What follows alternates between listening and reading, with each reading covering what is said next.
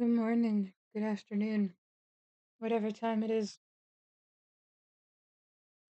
I have a brutal headache. I know I said I was gonna sing today, but I don't feel good. I have a headache. So we're gonna sing tomorrow. I'm reading today because it takes less effort. We could have just played them video games, but I don't really want to play video games. I don't have the energy to write. Noon 30. Yeah, it's 1:39 here. I know I'm late. Usually we stream in the mornings. Day is already halfway over. I woke up at my usual time and went right back to sleep and slept for multiple hours.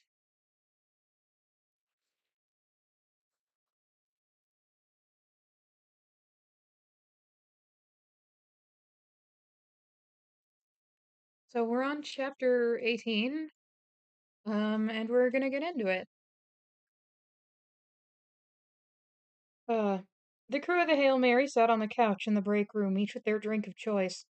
Commander Yao had a German beer. Engineer Liukna had a glass of 2003 Cabernet Sauvignon that he had poured. Or sorry, Engineer Liukna had a distressingly large tumbler of vodka. That sounds more like her.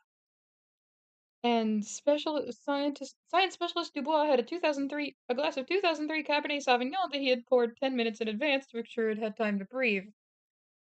Damn. The break room itself had been a struggle to arrange. Strat didn't like anything that wasn't directly related to the mission, and an aircraft carrier wasn't exactly overflowing with extra space. Aster, hey man! No, I still don't have my Twitter. Also, hi! I'm so sorry. I unfriended you on Discord in a fit of paranoia. Because I thought, uh, I don't know, I was having a bad time. It's so good to see you. Yeah, I still don't have my Twitter. I've been locked out of my Twitter permanently, unfortunately. So, it's okay though. Twitter is unhealthy. Welcome to the read along. This is the first time you've made it to a stream, I think. You guys, this is my friend Aster. Um, they are super sweet. Yeah, I know. I'm sorry I've been gone. I'm sorry I haven't talked to anyone. Everything happening has been exhausting, and oh yeah, I never got rid of I still have my Twitch available. I just don't use it. Um, I prefer streaming here. After the whole after the whole Dan Clancy Emiru shit from a couple of years ago, I permanently stopped using Twitch for streaming. The only reason I was thinking about going back to Twitch was because my agency, which I've now lost contact with, were demanding it of me. Thank you, I appreciate it. I'm a little trembly. I have a headache today. Been getting abusive emails. Uh, c'est la vie, I suppose. Uh, The thing is, for everyone who's horrible to me, in the end, I don't really care. Because if they have the time and energy to waste on treating me like shit, that's not my problem. I'm a happier person than they are. And I think I always will be. Because I'm not bothering them back. Uh, and I think, of course, I stay hydrated as much as I can. Feel free to refriend me on Discord. I have changed my shit again, but I promise you I don't hate you, and I didn't abandon you. I'm just sick. um, My existing mental illnesses have been exacerbated by this whole mess. I think I'd stop being so difficult to be around if I just got better. Unfortunately, therapy is expensive, and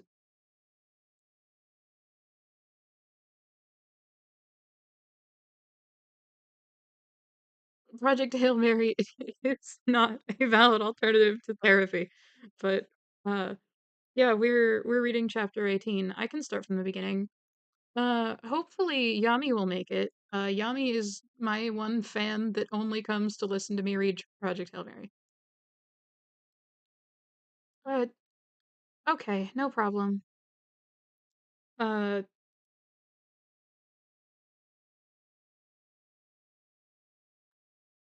I'll try to remember it.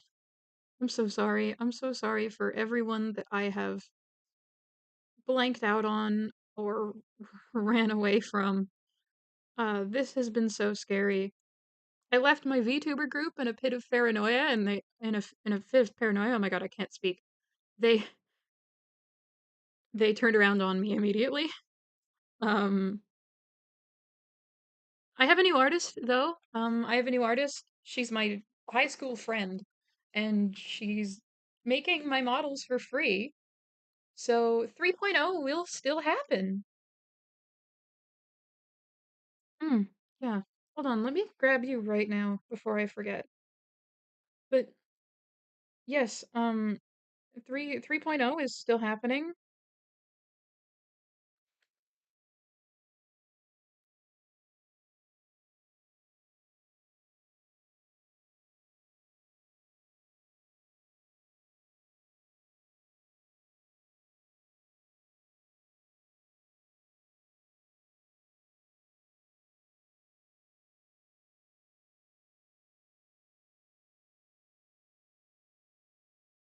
Yeah. At the end of the day, the best thing for me to do is to not give up. There's a lot of people that love me and who like my content and who are counting on me, and I just know that if I keep plowing through, I'll make it. There are worse people than me out there who are still famous. I mean, hell, the president is of the United States hasn't been impeached yet. I really don't I really don't know how you can get worse than the president.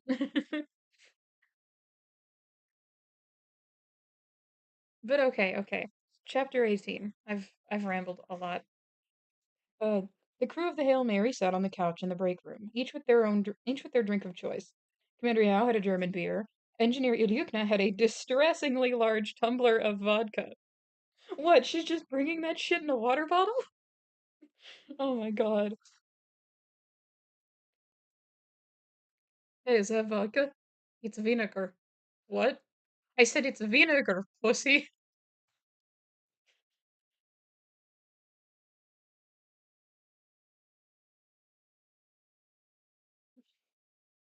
Science specialist Dubois had a glass of 2003 Cabernet Sauvignon that he had poured 10 minutes in advance to ensure it had time to breathe. The break room itself had been a struggle to arrange. Strat didn't like anything that wasn't directly related to the mission, and an aircraft carrier wasn't exactly overflowing with extra space. Still, with more than 100 scientists from all over the world demanding a place to relax, she had relented. A small room in the corner of the hangar deck was built to house the extravagance. What? Yes, the distressingly large tumbler of vodka was in the book. The it's vinegar pussy thing was not, but she is in fact holding a tumbler of vodka. Bitch has a water bottle, probably a Stanley, full of vodka. I love you, Olyesa. You are the best. Dozens of people crowded into the room and watched the TV feed on the mounted wall monitor. By silent agreement, the crew got to sit on the couch. The crew got all possible perks and privileges. They were sacrificing their lives for humanity. The least we could do was give them the best seats. And we're just minutes away from liftoff, said the BBC reporter. We could have watched American news, Chinese news, Russian news, it would have been the same.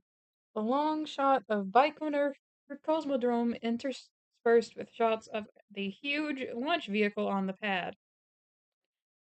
Today's the ninth in a total of 16 launches for Project Hail Mary, but it's arguably the most important one.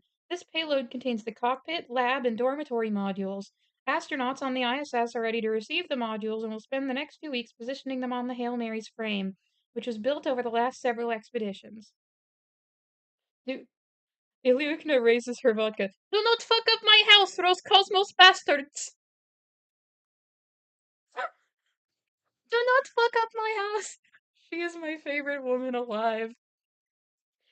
That's real. That's real. Do not fuck up my house, those cosmos bastards!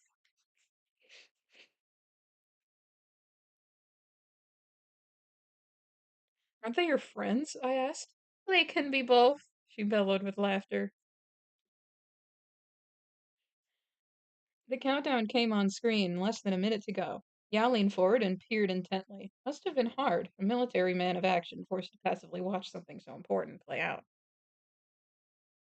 Dubois saw Yao's expression. I'm certain the launch will go well, Commander Yao. Said Yao. 30 seconds to launch, said Ilyukna. I cannot wait. I cannot wait that long. She downed her vodka and immediately poured herself another glass. Girl! The assembled scientists pressed forward a bit as the countdown continued. I found myself pinned against the back of the couch, but I was too focused on the screen to care. Dubois craned his neck to look back at me. Will Miss Stratton not be joining us? I don't think so, I said. She doesn't care about the fun stuff like launches. She's probably going over spreadsheets in her office or something. Then it's fortunate to have Then it's fortunate that we have you here to represent her in a way. Me represent her? Where'd you get that idea? You are number two, no? You are first officer of Project Hail Mary. What? No, I'm just one of the scientists like all these guys. I gestured to the men and women behind me. Ilyukna and Dubois looked at each other and then back to me. You honestly think this? She asked. Second Stanley of vodka, yes. Bob Riddle spoke up behind me. You're not like the rest of us, Grace. I shrugged at him. Of course I am. Why wouldn't I be?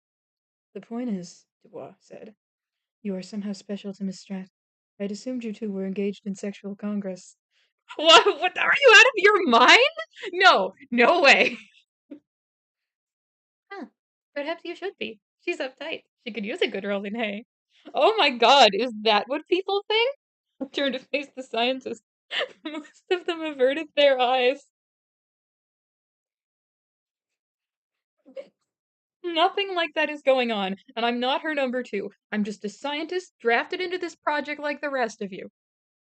Yao turned around and stared at me for a moment.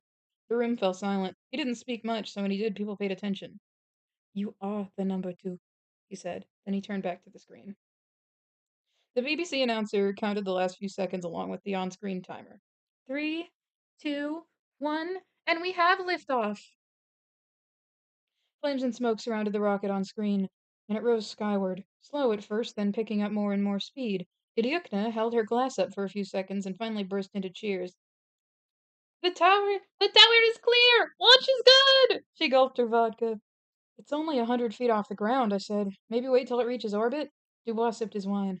Astronauts celebrate when the tower is clear. Without a word, Yao took a sip of his beer.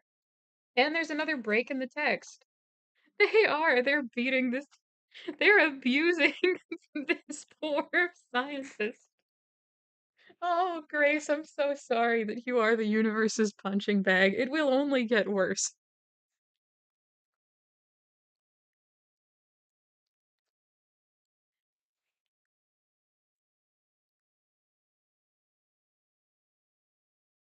This man. Oh my god.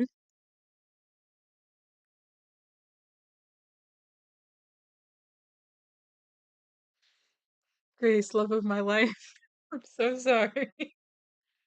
Alright.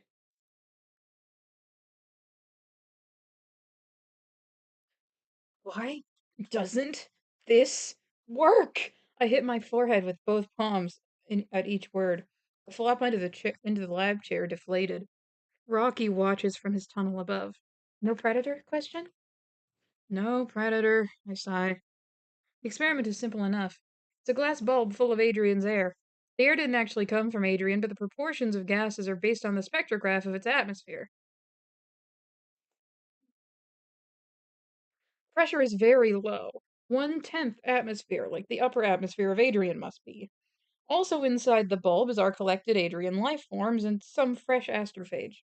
I hoped that providing a bunch of nice, juicy astrophage would make the predator population spike, and I could isolate it from the sample once it was the dominant cell type present.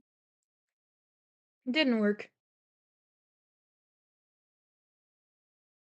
Oh, hold on, I'm being love spammed by Aster.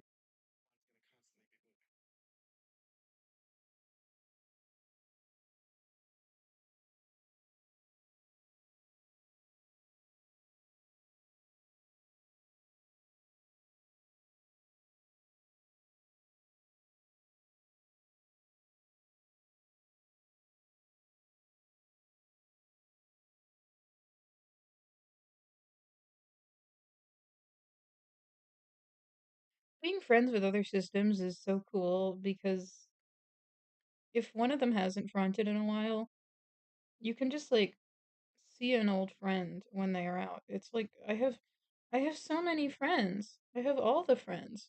They're all one guy.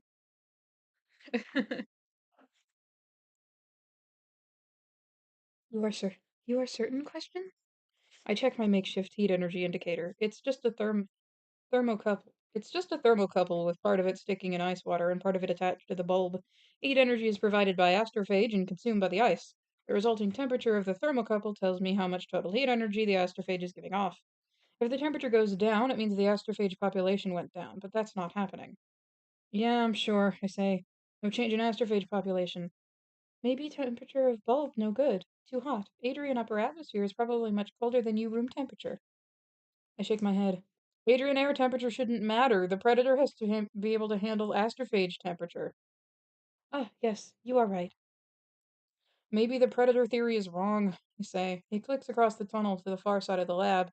He paces when he thinks. Interesting that humans and Iridians would both have that behavior. Predators is only explanation. Maybe predators don't live in Petrova Line. Maybe predators live further down in the atmosphere. I perk up. Maybe. I look over to the lab monitor. I have it showing the external camera view of Adrian. Not for any scientific reason, just because it looks cool. Right this moment, we're about to cross the Terminator into the day side of the planet. Okay, let's say the Predator lives in the atmosphere. What altitude? What altitude is best question? If you Predator, where you go question? You go to astrophage. Okay, so what altitude are the astrophage at?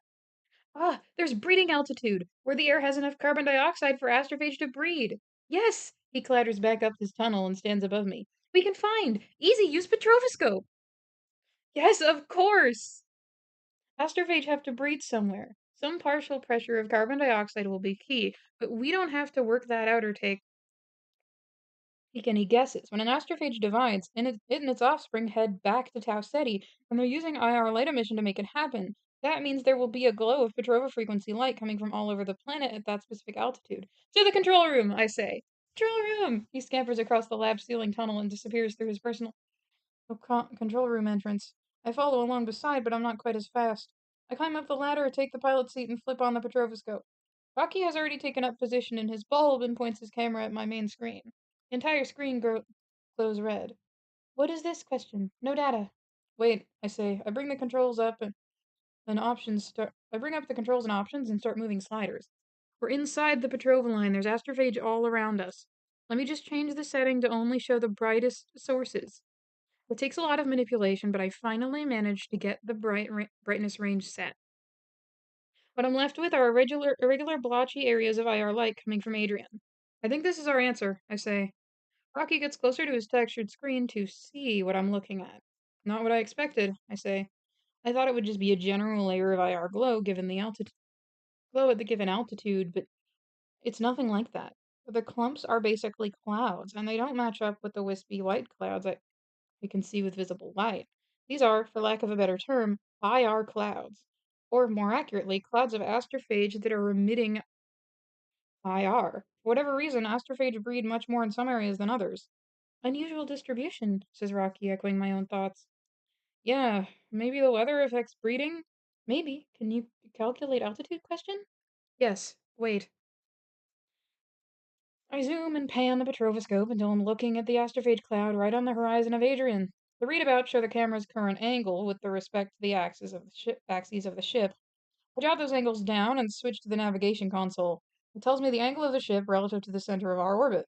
With that information and a whole bunch of trigonometry, I can work out the altitude of the astrophage clouds. Reading altitude is 91.2 kilometers from the surface. The width is less than 200 meters. Rocky folds one of his claws over the other. I know that body language. He's thinking. If predators exist, predators are there. Agreed, I say, but how do we get a sample? How close can an orbit get? Question. 100 kilometers from the planet. Any closer and the ship would burn up in the atmosphere. This is unfortunate. 8.8 kilometers away from breeding zone. No can get closer? Question. If we hit the atmosphere at orbital speed, we die. But what if we slow down? Slow down means orbit no good. Fall into air. Die. I lean over the armrest to look at him. We can use the engines to keep from falling into the atmosphere, just thrust constantly away from the planet. Lower ourselves into the atmosphere, get a sample, and we leave. No work. We die. Why no work? Engines give off enormous IR light. If you use an air, become ions. Explosion. Destroy ship. I wince. Right, of course. Back when Dmitri first tested a spin drive, it was only for 100 microseconds and it melted a metric ton of metallic silicon behind it. And that test drive was 1,000th of the power of the Hail Mary's engines. Everything works fine when I'm in a vacuum, but using the engines in air would create a fireball that makes a nuclear bomb look like a firecracker. We sit in frustrated silence for a while. The salvation of both our worlds might be just 10 kilometers below us and we can't even get to it. There has to be a way, but how? We don't even need to be there. We just need to get a sample of the air there. Anything, no matter how small. Wait a minute. Rocky, how do you make xenonite again? You mix two liquids? Rocky is caught off guard by the question, but he answers, Yes, have liquid and liquid. Mix, they become xenonite. How much can you make? How much of those liquids did you bring? I bring much. I used to make my own. I'll bring up a spreadsheet and start typing numbers. We need 0.4 cubic meters of xenonite. Can you make that much? Yes, he says. Have enough liquids to remain to make 0.61 cubic meters. Okay, then I have an idea. Staple my fingers. It's a simple idea, but also stupid. Thing is, when stupid ideas work, they become genius ideas. We'll see which way this one falls. The astrophage breeding grounds are 10 kilometers into the atmosphere of Adrian. I can't fly the Hail Mary that low because the air is too thick and I'd burn up. I can't use the engines in the atmosphere because all heck breaks loose and everything blows up. So it's time to go fishing. We're gonna make a 10-kilometer long chain, put a sampling device of some kind on the end, Rocky'll make that, and then we'll drag it through the atmosphere. Easy enough, right? Wrong. The Hail Mary has to maintain a velocity of 12.6 kilometers per second to stay in orbit. Any slower and will decay and burn up. But if we drag a chain through the air at that velocity, even a xenonite chain, they'll get torn up and vaporized. Hi, Mooney. Welcome to the stream. We're reading. I figure some Rocky will make your day a little better because it's been so rough.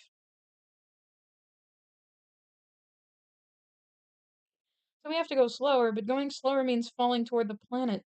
Unless I use the engines to constantly maintain altitude, but if I do that, I'd be thrusting directly away from the chain and sample device. The exhaust from the engines will vaporize all of it. So we'll thrust at an angle. Simple as that. It'll look absolutely ridiculous. The Hail Mary will be tilted 30 degrees from vertical, thrusting upward at that angle. Below it, the chain will dangle 10 kilometers into the air straight down. The atmosphere behind the thrusters will be in a constant state of ionized fire. It should be quite a show, but it'll be behind us, and the chain will be passing through unaffected air. All told, our lateral velocity will be just over 100 meters per second. The chain can handle that speed in the thin, high altitude air no problem. Calculated that it'll only deflect about 2 degrees from vertical. Once we feel like we have a sample, we skedaddle. What could possibly go wrong? I say it ironically. I'm not the greatest 3D modeler, but I'm able to make a chain link in CAD reasonably well. It's not a normal oval link, though. It's mostly oval, but with a thin opening for another link to enter. Easy to assemble the links, but extremely unlikely for them to rattle apart, especially when they're under tension. I grab a block of aluminum and mount it in the mill. This'll work? Question? Rocky asked from the ceiling tunnel. It should, I say. Fire up the mill and it gets right to work. Drills out the mold for a chain link exactly the way I'd hoped. Pull the workpiece out, dust off the aluminum shavings, and hold it up to the tunnel. How's this? Very good, Rocky says. You will need many, many, many chain links. More molds means I can make more at a time. You can make more molds, question? Well, I look in my supply cabinet. I have limited amounts of I have limited amounts of aluminum. We have many items in ship you know use. Two beds in dormitory, for instance. Melt them, make blocks, make more molds. Wow, you don't do anything by half measure, do you? No understand. I am not going to melt a bunch of stuff. How would I even do that? Astrophage, melt anything. You got me there. But no, the heat would be too much for my life support system to handle. That reminds me, why do you have so much extra astrophage? He pauses. Strange story. Perk up. Always for a strange story. He clicks along his tunnel and sits in a slightly wider section. Science Iridians do much math. Calculate trip. More fuel mean faster trip, so we make much, much, much astrophage. How'd you make so much? Earth had a very difficult time making it. It was easy. Put in metal balls with carbon dioxide. Put in ocean. Wait. Astrophage double, double, double. Much astrophage. Right, because your oceans are hotter than astrophage.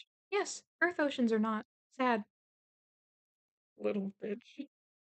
When it comes to astrophage manufacturing, Arid was born on third base. The whole planet is a pressure cooker. 29 atmospheres at 210 degrees Celsius means water is liquid. On the surface, water is liquid on the surface, and their oceans are far, far hotter than the astrophage critical temperature. They just put astrophage in water and let it absorb heat and breed. I'm jealous. We had to pave the Sahara Desert to breed up our astrophage, and all they had to do was throw it in the water. The stored heat energy of Arid's oceans is ridiculous. A whole bunch of water multiplies Earth's total oceans, holding a temperature around 200 degrees Celsius or more. That's a lot of energy, and that's why can take a century or so to solve the problem, while Earth is going to freeze in a few decades. It's not just their air storing heat, their oceans store even more. Born on third base. Again. Science, Science Iridians design ship and fuel requirements. Journey takes 6.64 years. Oh my god, I'm so sorry, you guys. I can't speak today.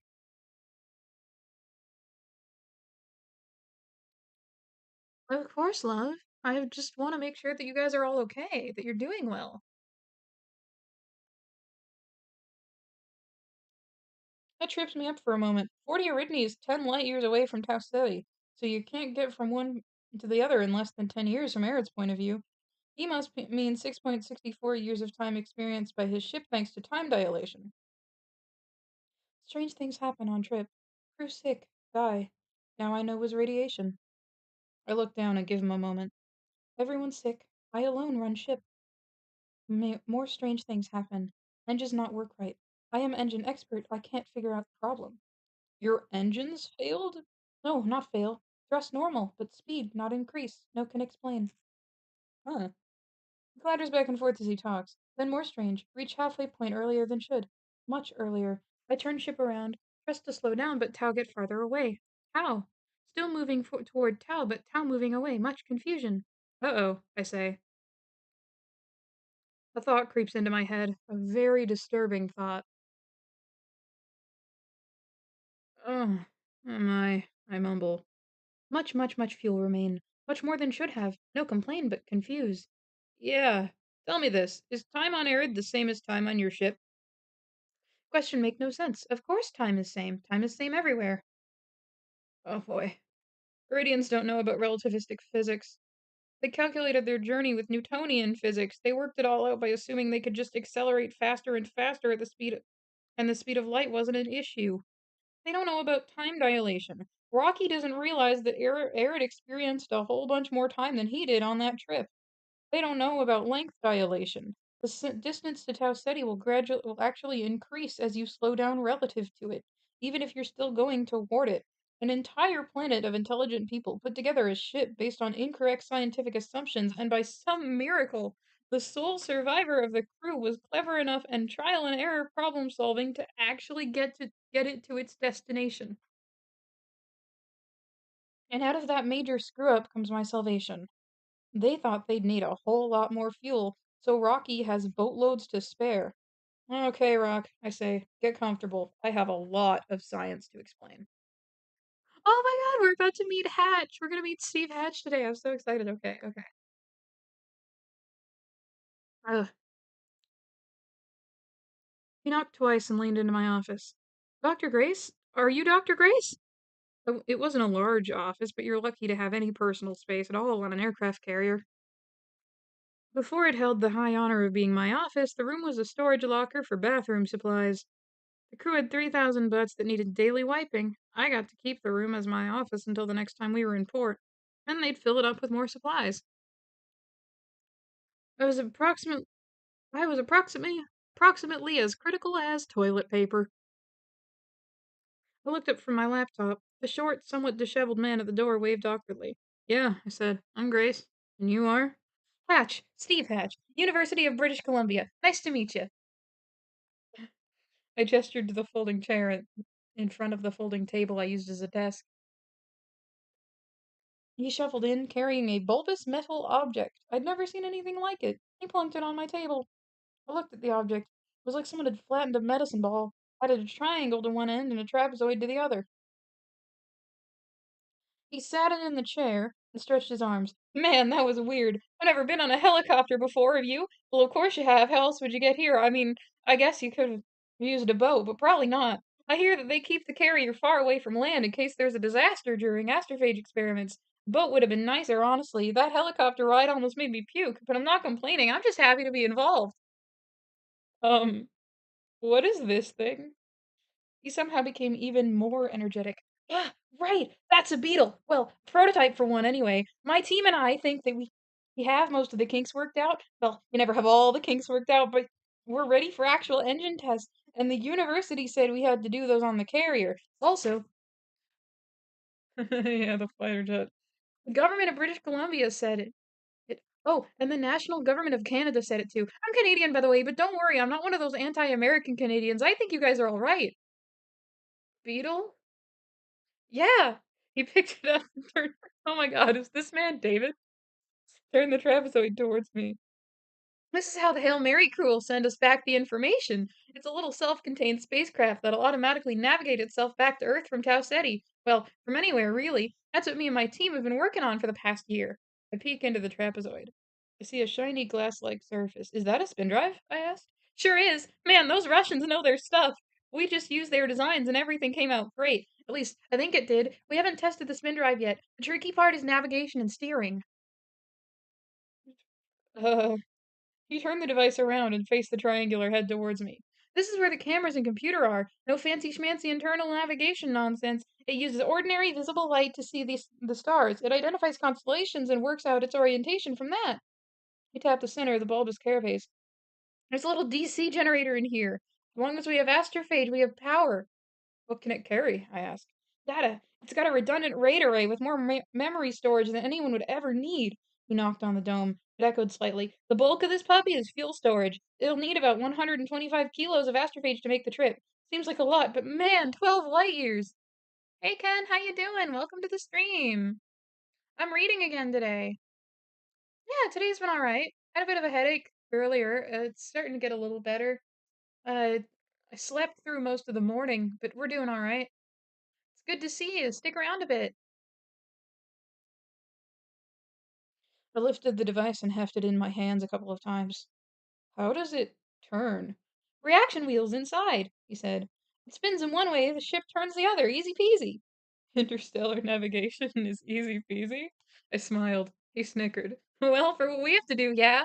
It is a receiver that's constantly listening for a signal from Earth. Once it hears that signal, it'll broadcast its location and await instructions from the Deep Space Network.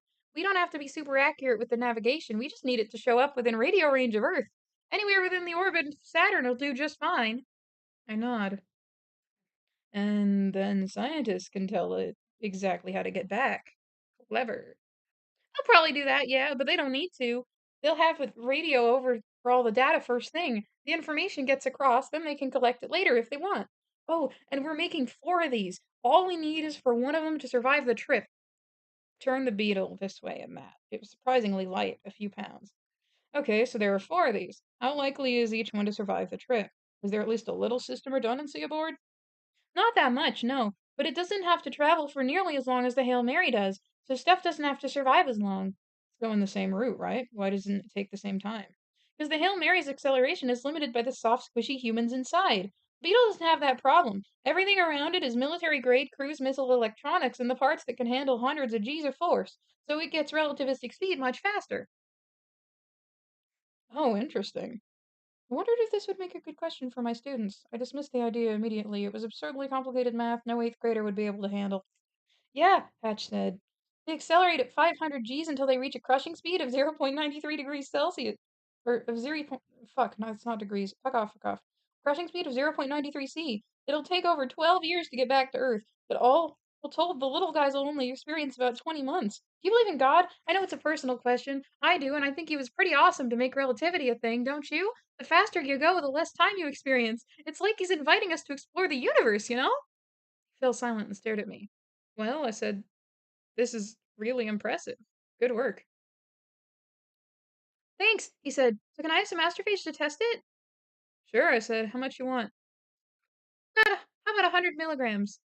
Easy there, cowboy. That's a lot of energy. All right. Can't blame a guy for trying. About 1 milligram.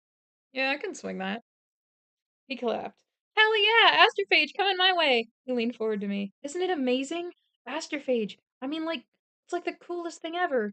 Again, God's just handing us the future. Cool, I said.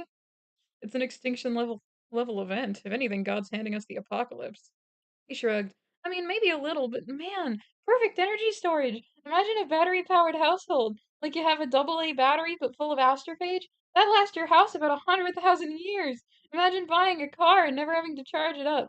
The entire concept of power grids is gonna end, and it'll all be clean, renewable energy. Once you start breathing the stuff on the moon or something, all it needs is sunlight. Clean? Renewable? Are you suggesting astrophage will be good for the environment? Because it won't be. Even if Hail Mary finds a solution, we're looking at a mass extinction. 20 years from now, a whole bunch of species on Earth will be extinct, and we're working hard to make sure humans aren't one of them. He waved off my comment. We've had 5 mass extinction events in the past, and humans are clever. We'll pull through. We'll starve, I said. Billions of people are going to starve. Nah.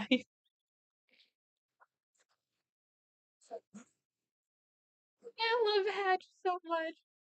We're already stockpiling food. We got a bunch of methane in the air to hold the solar energy. It'll be all right as long as the Hail Mary succeeds. We just stared at him for a moment. You are, without a doubt, the most optimistic person I have ever met. He gave me a thumbs up. Thanks! I picked up the beetle and turned to leave. Come on, Pete, let's get you some Astrophage. Pete? I said. Sure. He looked over his shoulder. Sure, I'm naming them after the Beatles, British rock group. I take it you're a fan? Fan? Oh, yes. I don't want to exaggerate, but Sergeant Pepper's Lonely Hearts Club Band is the greatest musical accomplishment in the history of mankind. I know. Many people would disagree, but they're wrong. Fair enough, I said, but why Pete? Aren't the Beatles named John, Paul, George, and Ringo? Sure, and that's what we'll call the ones aboard the Hail Mary, but this fella's for testing in low Earth orbit. I get the whole SpaceX launch. I get a whole SpaceX launch just for me. Isn't that amazing? Anyway, I named him after Pete Best. He was the drummer for the Beatles before Ringo. Oh, I didn't know that. Now you do. I'm gonna get that astrophage now. I'm gonna make sure these beetles will be able to get back. Okay. Eve Round. Get Back? It's a song by the Beatles? Sure, okay. He spun on his heels and left. Some people got no appreciation for the classics. I was left confused in his wake. I'm pretty sure I wasn't the first. So that's the end of chapter 18, and now you've all met Hatch. What do you think of him?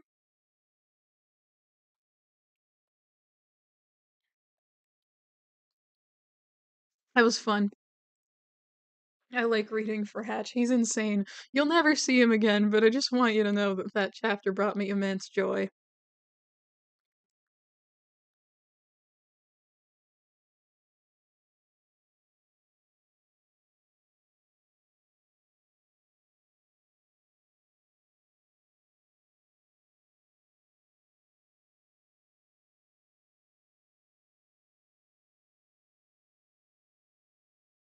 Yeah, Hatch is fun. He's goofy, just a goofy little Canadian. Yeah, that's the only time that we really get to see him, but I enjoy his company. I think he's a delight. Also, you guys got to see more of Ilyukna this chapter. I love Ilyukna. She's so silly. You guys like my girl and her Stanley full of vodka? The Russians are the best characters by far.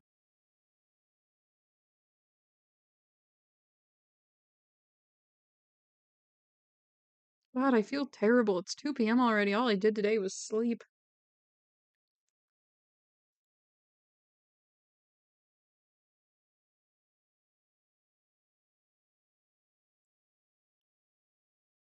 I think I'll shower tonight. Hopefully it'll help my head some. I'm out of painkillers, but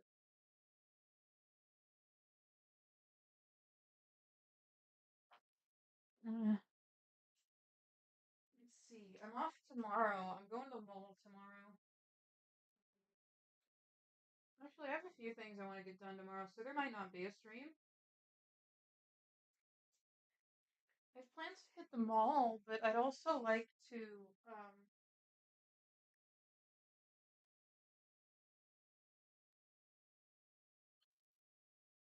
what is this? I think I know by the texture, but that's what I figured. I have to, before I go to the mall tomorrow, I have to stop by the college to grab, um, I have to stop by the college that I went to college at to grab my diploma because it's, sorry, I'm far away from the mic. I might get quieter.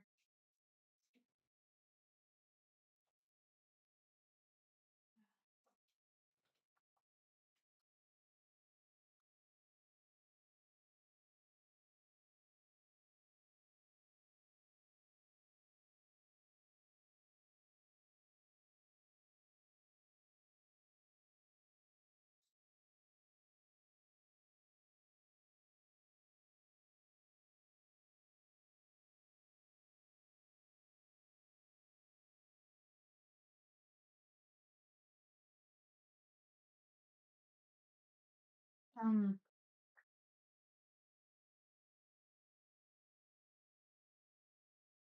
Tomorrow's gonna be the day where I do everything. I have to run to my school to um, pick up some,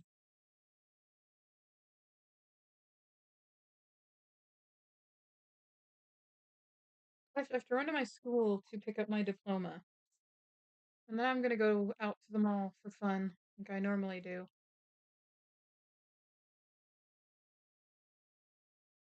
Thank you, I appreciate it. Just taking it easy today. Um,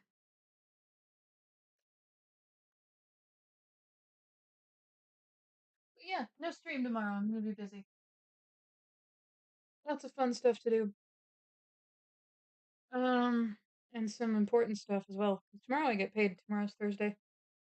Blows my mind that today is only Wednesday. I've been off 4 days in a row. It's weird. I'm used to working more time than that.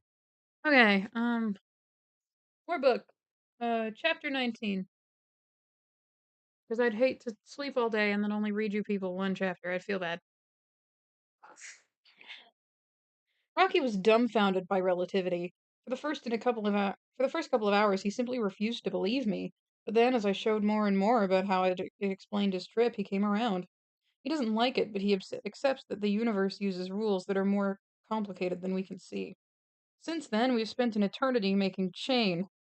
I made molds as fast as I could, and Rocky cranked out links as fast as Xenonite would set. It was a good system, one with a geometric progression of results. Every new mold I made added one to the number of links Rocky could make per batch. Chain, chain, chain. If I never see another chain again in my life, it'll be too soon. 10 kilometers of chain, each link just 5 centimeters long. That's 200,000 links, each one connected by hand or claw. It worked. It worked out to each of us working 8 hours per day for 2 weeks, doing nothing but connecting links. Yes, yes, exactly. Once I get my diploma, my father will finally shut up about it. I saw chain whenever I closed my eyes. I dreamed of chain every night. One of my dinner packets was spaghetti, and all I could see were smooth white chains instead of noodles, but we got it done. God, I love this man. I'm so in love with this man. Once we had all the links made, we assembled them in parallel. We both made 10-meter lengths that we linked into 20s and so on. At least we could be efficient that way. The tricky part was putting it all somewhere. 10 kilometers is a lot of chain. The lab ended up being sort of a holding area, and even then it wasn't big enough. Rocky, the ever-talented engineer, made large spools that could just barely fit through the airlock. With a whole bunch of EVAs, I mounted them to the hull, then I stored the chain on them in 500-meter chunks. But of course, to do EVAs, I had to spin down the centrifuge, so everything from that point on was in zero G. Ever assemble a chain in zero G? It's not fun. The final assembly of those 500-meter chunks was challenging, to say the least. I had to connect all 20 of them together while wearing my EVA suit. Fortunately, I had the manipulator device from the IVME. NASA didn't intend for it to be a chain-making tool, but that's what I used it for. Now Rocky and I float in the control room. He's in his bulb and I'm in my pilot seat. Status of probe, I say. Rocky checks his readouts. Device is functioning. Rocky did a good job on the sampler probe, at least I think he did. Engineering isn't my forte. Sampler is a steel sphere, 20 meters across. It has a nice thick ring on top that connects to the chain. Small holes perforate the sphere along its equator. They lead to a hollow inner chamber. There's a pressure sensor in there and a few actuators. The pressure sensor knows when the probe is at the right altitude. It'll trigger the actuator to seal off the chamber. It's a simple matter of rotating the inner chamber shell a few degrees to deliberately misalign the holes in the outer sphere. That misalignment, along with some well-placed gaskets, will seal the local air in the chamber. He also added a thermometer and heater in there. Once the sampler seals, the heater will maintain whatever temperature the air inside started at. Simple stuff, really, but I hadn't thought of it. Life can be pretty picky about temperature ranges. The only remaining piece is a small radio transmitter that broadcasts a weird analog signal. I wasn't able to read or decode with my equipment. Apparently, it's very standard Iridium data connection, but he has the receiver for it, and that's what matters. Just like that, with minimal complication, Rocky had made a life support system for Adrian life forms. A system that didn't need to know the conditions to provide in advance. It just maintains the status quo. It really is a genius. I wonder if all Iridians are like that or if he's special. I guess we're ready, I say, not exactly brimming with confidence. Yes, he quavers. I strap myself into the pilot's seat. He uses three of his hands to grip handholds in his bulb. I bring the altitude control panel and initiate a roll. Once I have the ship pointed backward to our direction of travel and parallel to the ground below, I halt the rotation. Now we're hurtling along butt first at 12 kilometers per second. I need to be I need that to be almost zero. Orientation is good, I say, initiating thrust. Yes, said Rocky. He watches his readout screen intently. It shows him the textured version of my own screen. Thanks to that camera he set up earlier. Here goes. I fire up the spin drives. We go from 0G to 1.5 Gs in under a second. I'm pressed back in my chair, and Rocky grabs a support with a fourth hand to stay steady. As the Hail Mary slows down, our velocity can no longer keep us in orbit. I glance at the radar panel, and it confirms that we are losing altitude. I adjust the ship's altitude so we are pointing very slightly upward from horizontal, just a fraction of a degree. Even that small amount is too much. The radar shows us gaining altitude rapidly. I bring the angle back down. This is a sloppy, nasty, horrible way to fly a spacecraft, but it's all I have. There was no point to calculating this maneuver in advance. There are so many variables and ways to mess up the math, I'd be flying on manual almost immediately anyway. After a few more overcorrections, I get the feel for it. Increase the angle bit by bit to stay bit as the ship slows down with respect to the planet. You tell when to release probe, Rocky says. His claws hover over the button that'll eject the spools and let the chain fall freely. Can only hope it doesn't get tangled. Not yet, I say. The attitude screen shows we're at 9 degrees from the horizontal. I need us to get to 60. Something catches my eye to the right. It's the external camera feed. The planet below is glowing. No, not the whole planet, just the bit right behind us. It's the atmosphere reacting with the IR blast engines. The Hail Mary is dumping hundreds of thousands of times more energy into that spot than Tau Ceti does. The IR heats the air so much it ionizes, and it's literally red hot. The brightness increases as our angle gets more severe. Then the affected area starts to grow. I knew it would be significant, but I had no idea it would be like this. We're leaving a red streak across the sky, destroying anything in the air. Carbon dioxide is probably being ripped apart from pure heat energy into particulate carbon and free oxygen. The oxygen might not even be forming O2. That's a lot of heat. The engines are heating up. Adrian's the engines are heating up Adrian's air a lot. I say. How you know? Question. Sometimes I can see heat. What question? Why you no tell me this question? It's related to sight. There's no time to explain it. Just trust me. We are making the atmosphere very hot. Danger question? Don't know. I don't like that response. We angle up and up and up. The glow behind us gets brighter and brighter. Finally, we reach the correct angle. Angle achieved, I say. Happy. Release question? Stand by. Velocity. I check the navigation console. 127.5 meters per second. Just what I calculated. Holy cow, it worked! I feel the pull of Adrian tugging me into my seat. This is one of those things I frequently have to explain to my students. Gravity doesn't just go away when you're in orbit. In fact, the gravity you experience in orbit is pretty much the same as you'd experience on the ground. The weightlessness that astronauts experience while in orbit comes from constantly falling, but the curvature of Earth makes the ground go away at the same rate you fall, so you just fall forever. Hail Mary isn't falling anymore. The engines hold us up in the sky, and our tilt makes us scooch forward at 127 meters per second, about 285 miles per hour. Fast for a car, but amazingly slow for a spaceship.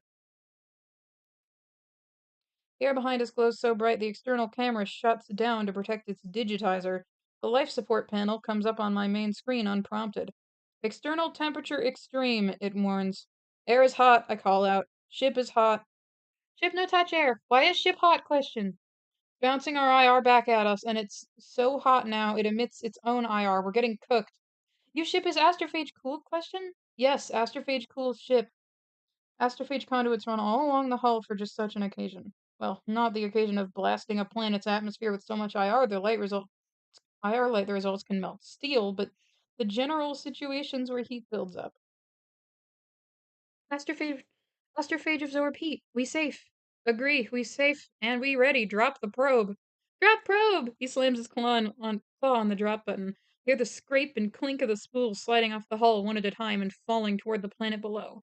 20 spools in all, each one drops and unwinds before the next is released. Our best effort at keeping the chain from getting tangled. Spool 6 away, Rocky reports.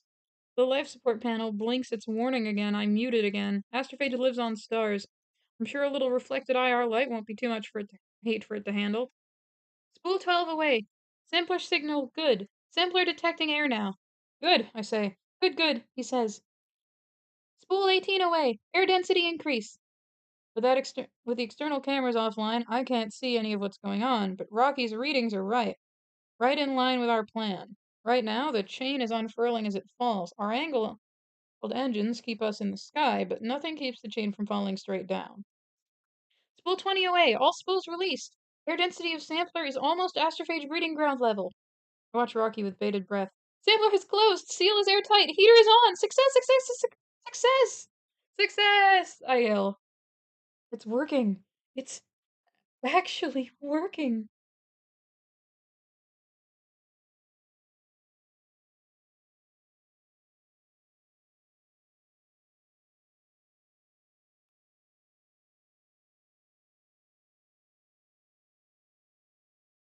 We have a sample of Adrian air from the astrophage breeding zone. If there are any predators, they have to be there, right? I hope so. Step 2 now, I sigh. This is not going to be fun. I unhitch my restraints and climb out of the chair.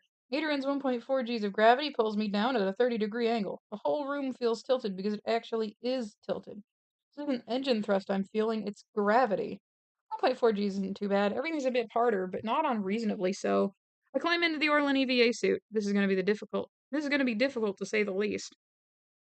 I have to go outside and do an EVA while completely under the effects of gravity. Needless to say, no part of the EVA suit, the airlock, or my training was remotely designed for this possibility. Who would have thought I would have to tromp around on a ship in full gravity? More than full, in fact. Yet, however much gravity there may be, there's still no air. Worst of all worlds, but there's no other way. I have to get the sample right now. The sampler hangs on the end of a 10-kilometer chain, which is just dangling in the air. There's no easy way for us to get it back to the ship. When planning this all out, my first thought was to thrust away from the planet, then collect the sampler when we were back to zero G. Problem is, there's literally no way to do that without vaporizing the sampler. Any path I try to take to get the ship out of Adrian's gravity or even into stable orbit will mean using the spin drives. They'd push the ship along, which would make the chain and sample lag behind us, and into the IR blast behind the ship. Sampler and everything in it, and the chain, all become individual, very hot atoms. The next idea I had was to make a huge spool that could winch up the chain, but Rocky informed me he'd never be able to make a spool big enough. Rocky had a pretty clever thought. The sampler climbed the chain when it was done, but after some experimenting, he ditched the idea, so the risks just weren't worth it. So we have this other plan. I grab a special winch Rocky designed and attach it to my suit's tool belt. Be careful, says Rocky. You are friend now. Thanks, I say. You are friend also. Thank. I cycle the airlock and look outside.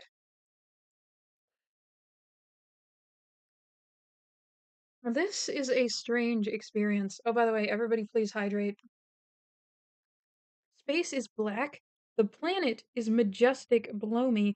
Everything looks like it should when in orbit, but there's gravity. A red glow from the planet peeks around the edges of the Hail Mary. I'm no dope. I ran to the ship to make sure it would shield me from the deadly heat bouncing off the atmosphere. The airlock door is up. I have to pull myself and 100 pounds of gear up and through that opening, and I have to do it in 1.4 G. It takes me a full 5 minutes. I grunt, I say a bunch of not really profane things, but I get it done.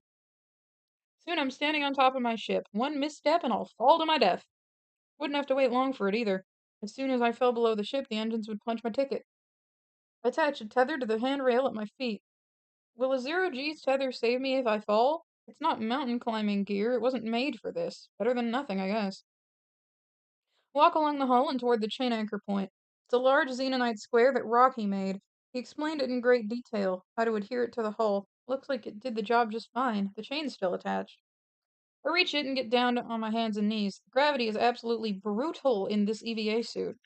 No part of this is how things are supposed to be.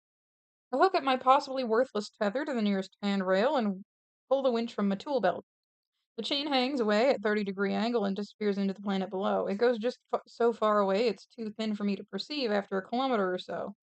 But I know from Rocky's readings it's the full 10 kilometers down, with a sample container full of potential salvation for 2 entire planets full of people. I wedge the winch between the chain and the anchor plate. The chain doesn't budge, not even a millimeter, but that was expected. There's just no way human muscle could move something that heavy. I hook the winch to the anchor plate. The casing of the winch is xenonite, so the xenonite to xenonite connection should have plenty of strength for what comes next. I smack the winch a couple times to make sure it's properly seated. It is. Then I press the activation button. A gear pops out from the center of the winch, one cog catching a chain link through the center. The gear turns and drags the chain into the internal workings of the winch. Inside, it rotates the link 180 degrees, then slides it across its neighbor to release it. We made the chain, we did it with trap links that can connect without us having to seal each one. It's extremely unlikely that random movement will separate the links, but the winch is deliberately designed to do just that. Once the link is freed, the winch ejects it out to the side and repeats the process for the next link. The winch works, I say through my radio. Happy, comes Rocky's voice. It's simple, straightforward, elegant, and solves all the problems. The winch is powerful enough to lift the chain. It separates the links and lets them fall into the planet below. Having a long enough length of chain dangling down to the next one we're building up would be a disaster. Imagine earbud wires getting tangled, then multiply that by 10 kilometers. No, each link will take its own path to oblivion below, and the rising chain will be unaffected. When winch get linked to 216, you increase speed. Yes. I have no idea how many links it's done so far, but it's plugging along nicely. Probably about 2 links per second. A safe, slow beginning. I watched for 2 minutes. That's probably about right. All good. At least 216 now. Increase speed. 2 links per second may seem like a good clip, but it would take about 30 hours to raise the chain at that rate. I don't want to be out here that long, and we definitely don't want to stay in this risky constant thrust situation for that long. I press the control lever forward. The winch speeds up. Everything seems fine, so I put it in the final position. Now the links fly out of the winch faster than I can count it, and the chain rises at a brisk pace. Winch is at maximum speed. All is good. Happy. I keep my hand on the control lever and my eyes on the chain. If that sampler gets to the winch, everything will go south. The sample container will be torn apart. All the samples will die. We'd have to make another chain. I don't want to do that. Lord, I cannot express how much I don't want to do that.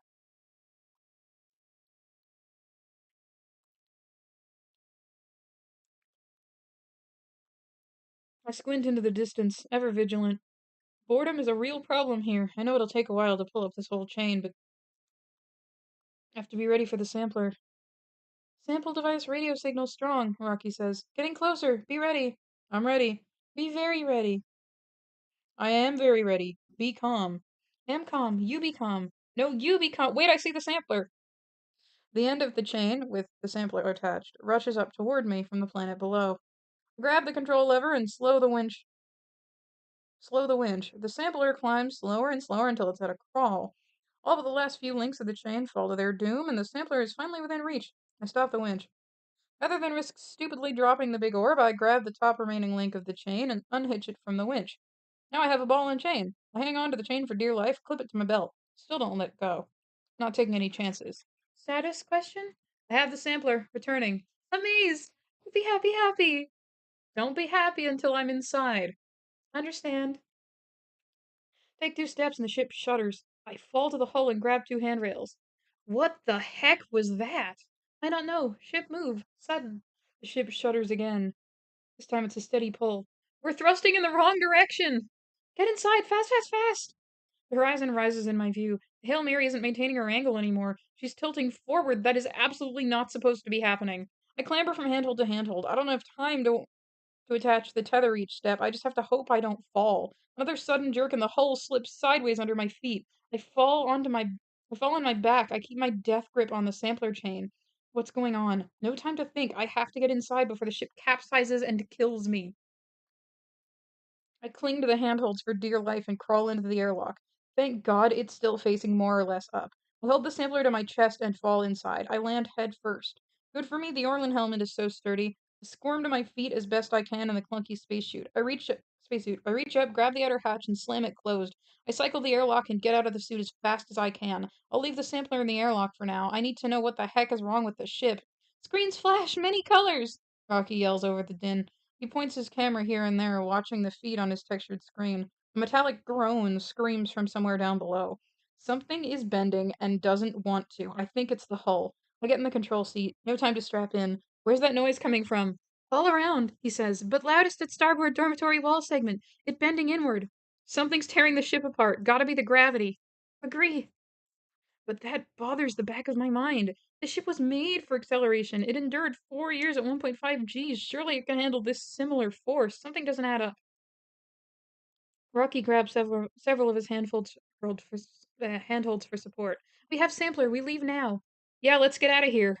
I throw the spin drive controls at full. The ship can pull up to 2G when push comes to shove. I think push has definitely come to shove. The ship lurches forward. This is not a graceful, well executed burn. This is nothing short of panicked flight. The efficient way to leave gravity well is laterally, take advantage of the Oberth effect. I try to keep us more or less level to the ground below. I'm not trying to get away from Adrian. I just want to get into stable orbit that doesn't need engines to maintain. I need velocity, not distance. I need to keep the drives at full power for 10 minutes. That should get us the 12 kilometers per second we need to stay in orbit. I just need to point a little above horizon and thrust. At least that's what I want, but it's not happening. The ship keeps yawing forward, drifting laterally. What's going on? Something's wrong, I say. She's fighting me. Rocky has no trouble hanging on. Engine damage question? Much heat from Adrian. Maybe. I check the nav console. We're gaining velocity, that's something at least. Hull bending in big room below dormitory. What? There's no room below. Oh. He can sense the whole ship with his echolocation. Not just the habitable area. So when he says big room below dormitory, he means the fuel tanks. Oh dear. Turn off engines question? We're going too slow. We'll fall into the atmosphere. Understand. Hope. Hope. Yes, hope. That's all we have at this point. Hope that the ship doesn't wreck itself before we get into stable orbit. The next several minutes are the tensest of my life. And, if I may say so, I've had some pretty tense moments these past few weeks. The hull continues to make horrible noises, but we're not dead, so I guess it didn't breach. Finally, after what seems like a whole lot more than 10 minutes, our velocity is enough to stay in orbit. Velocity good. Stopping engines. I slide the spin drive power to sliders to 0. I let my head fall back on the headrest in relief. Now we can take our time to figure out what went wrong. No need to use the engines to... Wait. My head fell back into the headrest. It fell back into the headrest. I hold my arms out in front of me and relax them. I fall down into the left. Uh, Gravity's still here, says Rocky, echoing my own observations. I checked the nav console. Our velocity is good. We're in a stable orbit around Adrian. Well, actually, it's ugly as heck. The apogee is 2,000 kilometers further from the planet than perigee, but it's not. It's an orbit, darn it, and it's stable. Check the spin drive again. All the drives are at 0. No thrust at all. I delve into the diagnostic screen to confirm that each of the revolver triangles spread throughout the drives is stationary. They are. Adrian, gravity question? No, we're in orbit. Spin drive question? No, it's offline. There's 0 thrust. I let my arm fall again. It's the armrest of the seat. Ow! Shake my hand. That really hurt. Gravity increasing. That doesn't make any sense. I check the nav panel again. Our speed has increased considerably. Our velocity is increasing. Engines on. Only explanation. Can't be. The spin drives are off. There's nothing to accelerate us. Force increasing. He says, Yes, I say. I'm having trouble breathing now. Whatever we're at, it's much higher than a G or two. Things are getting out of hand. With all my strength, I reach to the screen and cycle through panels. Navigation, Petrovoscope, external view, life support. Each one seems completely normal until I reach structure. I never paid attention to the structure panel. It's a gray outline of the ship, but now, for the first time, it has something to say. There's a hole in the ship, I say. We struggle to switch back to external cameras. Rocky watches my screen with his camera texture pad. He's doing fine, no problems at all from the tremendous forces. I angle the cameras to look around the affected hull. There it is, a massive hole in the port side of the ship. It must be 20 meters long and half as wide. The edges of the hole tell the tale. The hull melted. It was blowback from Adrian's atmosphere. Not a physical explosion, but pure, unadulterated infrared light reflected in the air. The ship tried to warn me that the hull got too hot. I should have listened. I thought the hull couldn't melt. It was cooled by astrophage, but of course it can melt. Even if astrophage is a perfect heat absorber, and it may be, the heat has to conduct through the metal before it can be absorbed. If the outer layer of the hull reaches its melting point faster than the heat can transmit through the thickness of the hull, the astrophage can't do anything about it. Confirmed hull breach. Or fuel tank.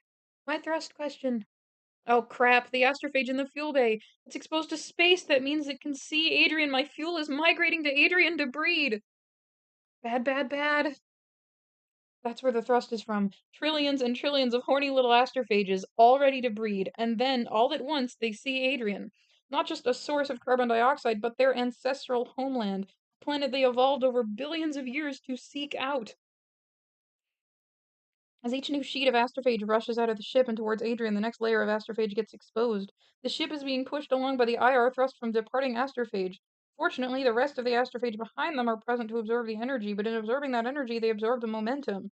It's far from a perfect system. It's a chaotic, sputtering explosion. Any second now, this could denigrate into a much larger and less directed plume of IR and will be vaporized. I have to make this stop. I can jettison fuel bays. I saw that feature on my first day in the control room. Where the heck was it? It takes all the strength I have to lift my arm to the screen, but I manage to bring up the astrophage panel. It shows a map of the ship, and the fuel bay area is broken up into rectangles. We don't have time to cross-reference these rectangles to part of the bad hull. I grunt, force my arm forward, and tap one I think is the right place. Throwing away bad fuel bay, I say through clenched teeth. Yes, yes, yes, Rocky says, cheering me on. The fuel pod screen pops up. Astrophage 11.2.007, 112.079 kg. Next to that, a button labeled jettison. I punch it, and a confirm dialog pops up. I confirm. A sudden jerk of acceleration hurls me to the side. Even Rocky is unable to hold position. He slams into the side of his bulb, but quickly rights himself and clamps onto his handholds with all 5 hands. The hull groans louder than before. The acceleration has not stopped. My vision grows foggy. The pilot seat begins to bend. I'm about to black out, so we're probably at 6G or more. Quest continues, Rocky quavers. I can't reply. I can't get any sound at all. I know the fuel bay I jettisoned was the affected area. There must be more than one breached bay. No time for subtlety. In a few seconds, the force will be too strong for me to reach the screen at all. If there's a second breached bay, it'll be adjacent to the bay I just ditched. But there are two adjacent bays. Pick one at random. 50-50 shot. With Herculean effort, I tap its icon. The jettison button and confirm. A jolt rocks the ship. I'm thrown around like a rag doll. In my ever-darkening peripheral vision, I see Rocky curled up into a ball, bouncing against the walls, leaving silver blood splatters wherever he hits. If anything, the force is worse than before, but wait, now it's the other direction. Instead of being pulled back into my seat, I'm being pulled away from it, my body pressing into the restraints. The centrifuge screen of all things comes to the foreground. Excessive centrifugal force warning. Mm, I say. I mean to say, oh God, but I can't breathe anymore. All that fuel blasting out into space. It didn't politely leave along the ship's axis. It blew out at an angle, spinning us like a top. And the exploding fuel base probably made things even worse. Well, I stopped the fuel leak at least. There are no new thrust factors acting on the ship, and now I just have to deal with the spin. I managed to get a breath in. Centrifugal force is less than the uncontrolled thrust force, but it's still monumental. But hey, at least it pulls my arms toward the screen instead of away from it. If I can get the spin drives back online, maybe I can cancel the. My seat finally gives out. I hear the pops as the anchor points shear off. I fall forward into the screen, still strapped to the metal seat, which crushes me from behind. The chair probably doesn't weigh much normal gravity, maybe 20 kilograms. But with this much centrifugal force, it's like having a cement block on my back. I can't breathe. This is it. The weight of the chair is so much. I can't inflate my lungs. I get dizzy. Mechanical suffocation, it's called. It's how boa constrictors kill their prey. What an odd thing to think is my last thought. Sorry, Earth, I think. There. Much better last thought. My lungs are now full of carbon dioxide. Panic, but the adrenaline does rush doesn't give me the strength I need to escape. It just keeps me awake so I can experience death in more detail. Thanks, adrenal glands. The groaning of the ship has stopped. I guess anything that was gonna break has broken. All that's left is stuff that can handle stress. My eyes water. They sting. Why? Am I crying? I have personally failed my entire species. They're all going to die because of it. It's a good reason to cry, but this isn't emotional. It's pain. My nose hurts too, and not from physical pressure or anything. Something burns at my nasal passages from the inside. Something probably broke open in the lab. Some nasty chemical. Just as well I can't breathe. Probably wouldn't like the smell. Then out of nowhere I can breathe again. I don't know how or why, but I gasp and wheeze in my newfound freedom. I immediately fall into a violent coughing fit. Ammonia! Ammonia everywhere! It's overpowering my lungs. Scream, my eyes water over, and then there's a new smell. Fire. I roll around to see Rocky hovering over me. Not in his compartment, he's in the control room. He has slashed my restraints and pulled the chair free. He shoves it to the side. He stands over me, wobbling. I can feel the heat radiation radiating from his body inches away. Smoke billows out of the radiator slits atop his carapace. His knees buckle and he collapses onto the screen next to me, destroying it. The LCD unit blacks out as the plastic bezel melts. I see a trail of smoke leading up to the tunnel beyond. And Rocky, what have you done? Crazy bastard. He must have used the large airlock in the dormitory. He came to my partition to save me, and he'll die because of it. He shivers and folds his legs under himself. Save Earth. Save Erin. He quavers and then he slumps down. Rocky! I grab his carapace without thinking. It's like putting my hands on a burner. I jerk away. Rocky, no! But he's motionless. So hey, that was chapter 19. How do we feel? How how you guys doing?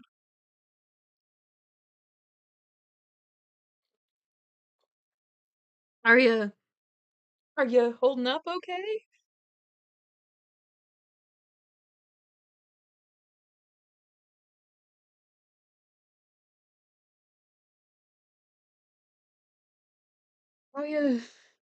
How you handling things?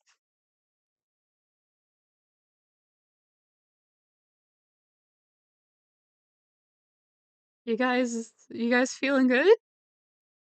Feeling bad? I didn't think we were gonna get to the emotional part of the book today. A concerned statement. Yeah, I bet. Uh, yay!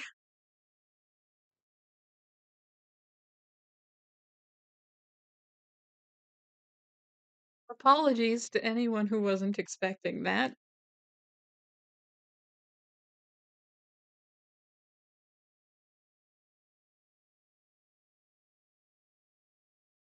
Um, a fear that may have killed Mooney, but I'm not sure. Man, I was like, I know. Rocky, make things better. And then the fucking idiot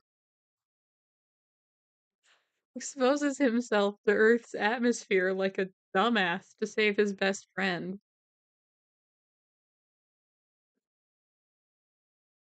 You dumb bitch, Rocky. Oh my god.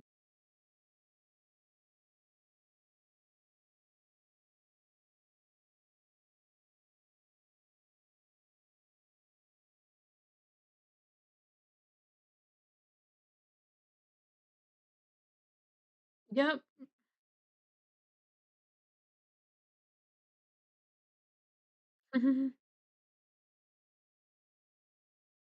I'd say I'm sorry, but that would be a lie.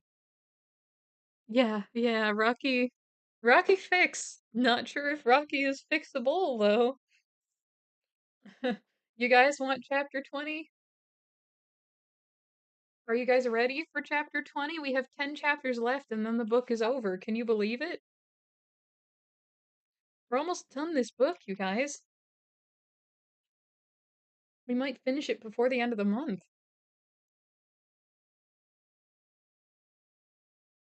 Means the book's taken a month and a half to get through, but that's pretty impressive. I'm proud of you guys. Are you gonna be okay, Moody? I'm so sorry, man. Alright, alright. Rocky's body heats up the whole room. I can barely move. The force of the centrifuge is so great. I groan, pushing myself up off the cracked monitor. I drag myself across the shards to the next monitor over. Try not to lift too much of my body up at a time. I have to save my strength. I slide my finger onto the monitor from the edge and tap the screen select buttons at the bottom. I've got one chance at this. I remember the navigation controls. The manual control section has a button to zero out all rotation. That's mighty tempting right now, but I can't risk it. The fuel bay is wide open. I've jettisoned a couple of pods, and I have no idea what other damage may have been done. The last thing I want is to fire up any spin drives, even the little ones that do altitude control. Bring up the centrifuge screen. Blinks red and white, still angry about the excessive tumble the ship is undergoing. With effort, I dismiss the warning and enter into manual mode. There are a bunch of "Hey, don't do this" kind of dialogues, but I dismiss them all. Soon I have direct control over the cable spools. I set them spinning at max speed. The room spins and tilts in weird ways. My inner ears and my eyes are not enjoying the discrepancy. I know it's because the two halves of the ship are separating, and that has nasty effects on the forces I feel here in the control room, but logic doesn't do any good in this situation. I turn my head and vomit on the wall. After a few seconds, the force reduces dramatically. Much more manageable now. Less than 1G gravity, actually. All thanks to the magic of centrifuge math. The force you feel in a centrifuge is inverse to the square of the radius by spooling out the cable. Uh, the force you feel in a centrifuge is inverse to the square of the radius. By spooling out the cables, I made the radius go from 20 meters, half the length of the ship, to 75 meters. Distance from the control room to the center of mass with full cable extension. I don't know how much force I was dealing with before, but now it's 1/14th as much as it was. Still pinned against the monitor, though not nearly as hard. I estimate about half a G. I can breathe again. Everything feels upside down. I used the centrifuge in manual mode, so it did exactly what I told it to do and nothing else. Extended the cables, it did not rotate the crew compartment to face inward. The lab is up from me now, and the dormitory is even further up. I don't know where the manual controls for the crew compartment rotation are, and I don't have time to look for them. For now, I have to work in upside down land. I bound to the airlock and open it up. Everything is a shambles inside. I don't care. I untangle the wadded up EVA suit and detach it. Detach the gloves. I put them on. Back in the control room, I stand on the consoles. The control panels are down now. Hope I'm not damaging things too much. I position myself over Rocky's body, grab both sides of his carapace with my gloved hands, and lift. Good God! I put him back down. If I try to move him like that, I'll throw out my back, but I did lift him, however briefly. It felt like 200 pounds. Thank God we're in 1.5 gravity. He'd weigh 400 pounds at full gravity. I'll need more than my hands to lift him. Throw off the gloves, bounce back to the airlock, and fling items aside until I find the safety tethers. I wrap 2 tethers under Rocky's carapace and loop them over my shoulders. I burn my arms in several places during the process, but I'll deal with that later. I clip each tether to itself under my armpits. This won't be comfortable, and it definitely won't look cool, but my hands will be free and I'll be lifting with my legs. I reach through the hatchway to the lab. He turned Rocky into a backpack with both hands and get a hold of the closest rung of the ladder. It's slow going at first. There's no ladder in the control room. Why would there be? No one thought it would be upside down. My shoulders scream in pain. This is not a well designed backpack with properly distributed load. It's 200 pounds of alien held up by 2 thin straps digging into my collarbones, and I just have to hope the melting point of nylon tethers is higher than Rocky's body temperature. I grunt and grimace, one rung at a time until I get my feet into the lab. I use the edges of the hatchway to brace my feet and pull Rocky up with straps. The lab is a disaster. Everything is in piles all over the ceiling. Only the table and chairs remain on the floor above me. They're bolted to the floor, and thankfully, most of the more delicate equipment is bolted to them. However, that delicate off the shelf lab equipment wasn't designed to be rattled around like popcorn and subjected to 6 or 7 Gs. I wonder how many things are hopelessly broken. The gravity is less up here. I'm closer to the center of the centrifuge. The higher I get, the easier things'll be. I kick lab supplies and equipment out of my way and drag Rocky to the dormitory hatchway. Repeat the painful process I did just a moment ago. The force is less, but it still hurts. Again, I use the hatchway as a bracing point to pull Rocky into the room. Well, my little section of the dormitory barely fits us both. Rocky's section is a mess, just like the lab. His workbench wasn't bolted in place, so it's on the ceiling now. I drag him across the ceiling and get up on my bunk. It has swiveled completely around thanks to its rocking pivot mounting. It's a handy platform for reaching the airlock between my zone and Rocky's. The airlock door sits open on my side. He used it to come save me. Man, why'd you do that? I grouse. He could have let me die. Should have, really. He could handle the centripetal force, no problem. He could have taken his time, whipped up an invention, and used it to get back control of the ship. Yeah, I know, he's a good guy, and he saved my life, but this isn't about us. He has a planet to save. Why risk his life and his whole mission for me? The airlock door doesn't reach the ceiling, so I'll have to play the floor is lava to get in. Why are you 6-7ing me, Mooney?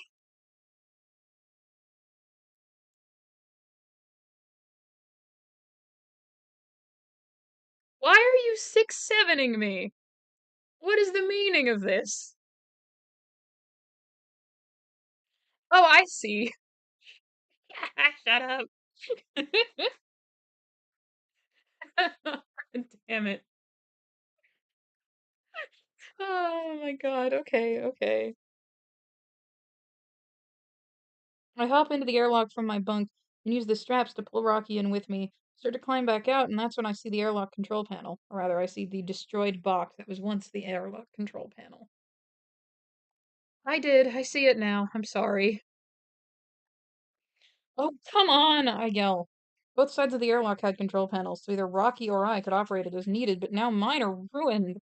Probably smacked by some debris flying around during the chaos. I have to get him back into his environment, but how? I have an idea. It's not a good idea.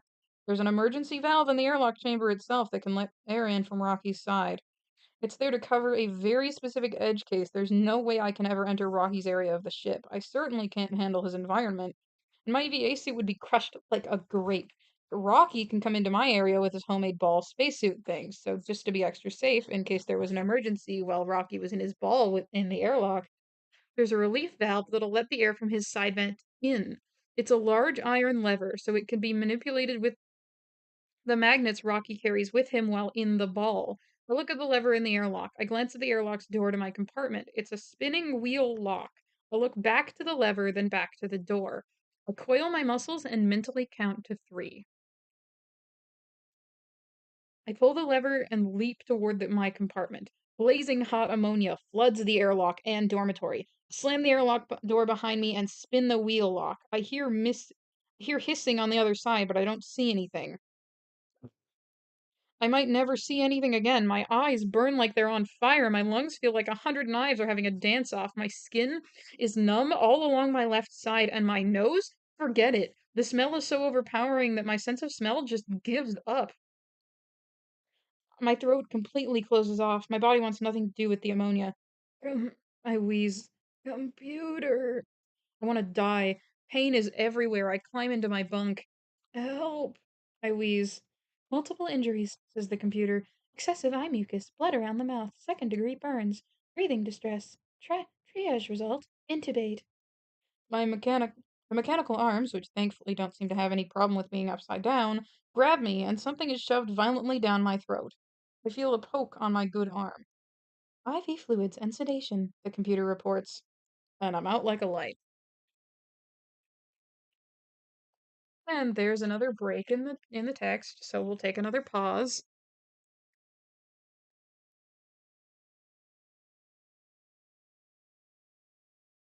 Status report. How are you guys feeling?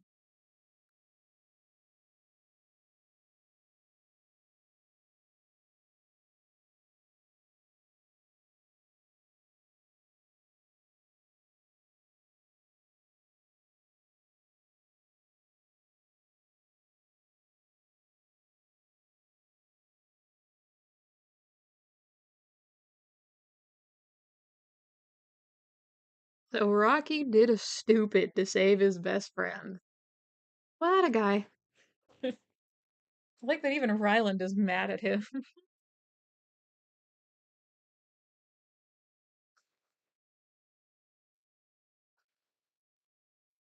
I wake up covered in medical equipment and pain. There's an oxygen mask on my face. My right arm is an IV, and my left arm is bandaged from wrist to shoulder. It hurts like heck. Everything else hurts too, especially my eyes.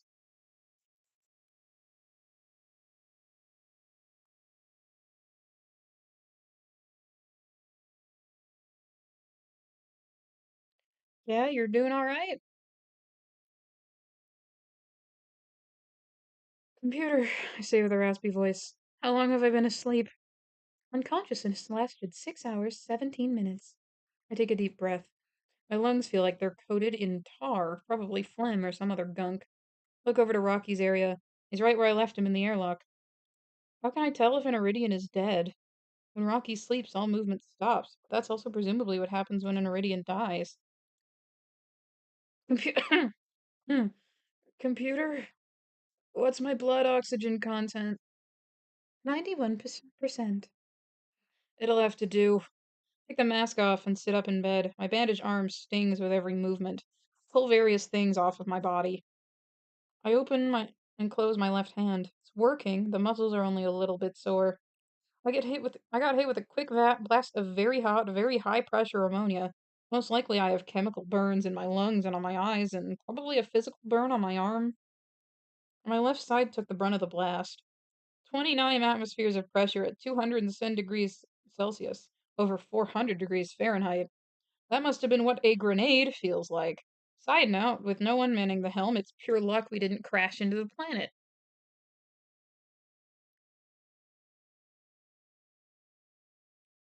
Honestly, Mooney, I didn't think we'd be getting to this chapter today. The ship is either in a stable orbit or we escaped Adrian's gravity entirely. Shake my head. It's truly ridiculous how much power I have sitting in the fuel bay to not even know if I'm near a planet. Wow. I'm lucky to be alive. There's no other way to put it. Anything I do beyond that moment is a gift from the universe to me. I like, though, that Ryland immediately risked his life to save Rocky in return. Like, this was a tit for tat gesture. They're so cute. I step off the bed and stand in front of the airlock. Gravity is still at 1/2 G and everything is still upside down. What can I do for Rocky? I sit on the floor opposite his body, put my hand on the airlock wall. That feels too melodramatic, so I pull it back. Okay, I know the very basics of Iridian biology. That doesn't make me a doctor. I grab a tablet and swipe through various documents I've made. I don't remember everything he told me, but I at least took copious notes. No, don't leave. You're fine. Stay here. When severely wounded, an Iridian body will shut down so it can try and work on everything at once. Hope Rocky's little cells are doing their thing in there. And I hope they know how to fix damage done by 1, dropping air pressure to 1/29th what he evolved to live in. 2, being suddenly exposed to a bunch of oxygen. And 3, being almost 200 degrees colder than his body expects. I shake off the worry and return to my notes. Ah, here, I say. There's the information I need. Those capillaries in his carapace radiator are made of deoxidized metal alloys. The ambulance circulatory system pumps his mercury-based blood through those vessels and air passes over them. In Arid's oxygen-free atmosphere, this makes perfect sense. In ours, it makes a perfect tinderbox. A bunch of oxygen just passed over very hot metal pipes no thicker than a human hair. They burned. That's the smoke I saw coming out of Rocky's vents. His radiator was literally on fire. Jesus! The whole organ must be completely full of soot and other combustion products, and the capillaries will be coated in oxides, which ruin heat conductivity. Heck, oxides are insulators, the worst possible outcome. Okay, if he's dead, he's dead. I can't do any further harm. But if he's alive, I have to help. There's no reason not to try. What do I do?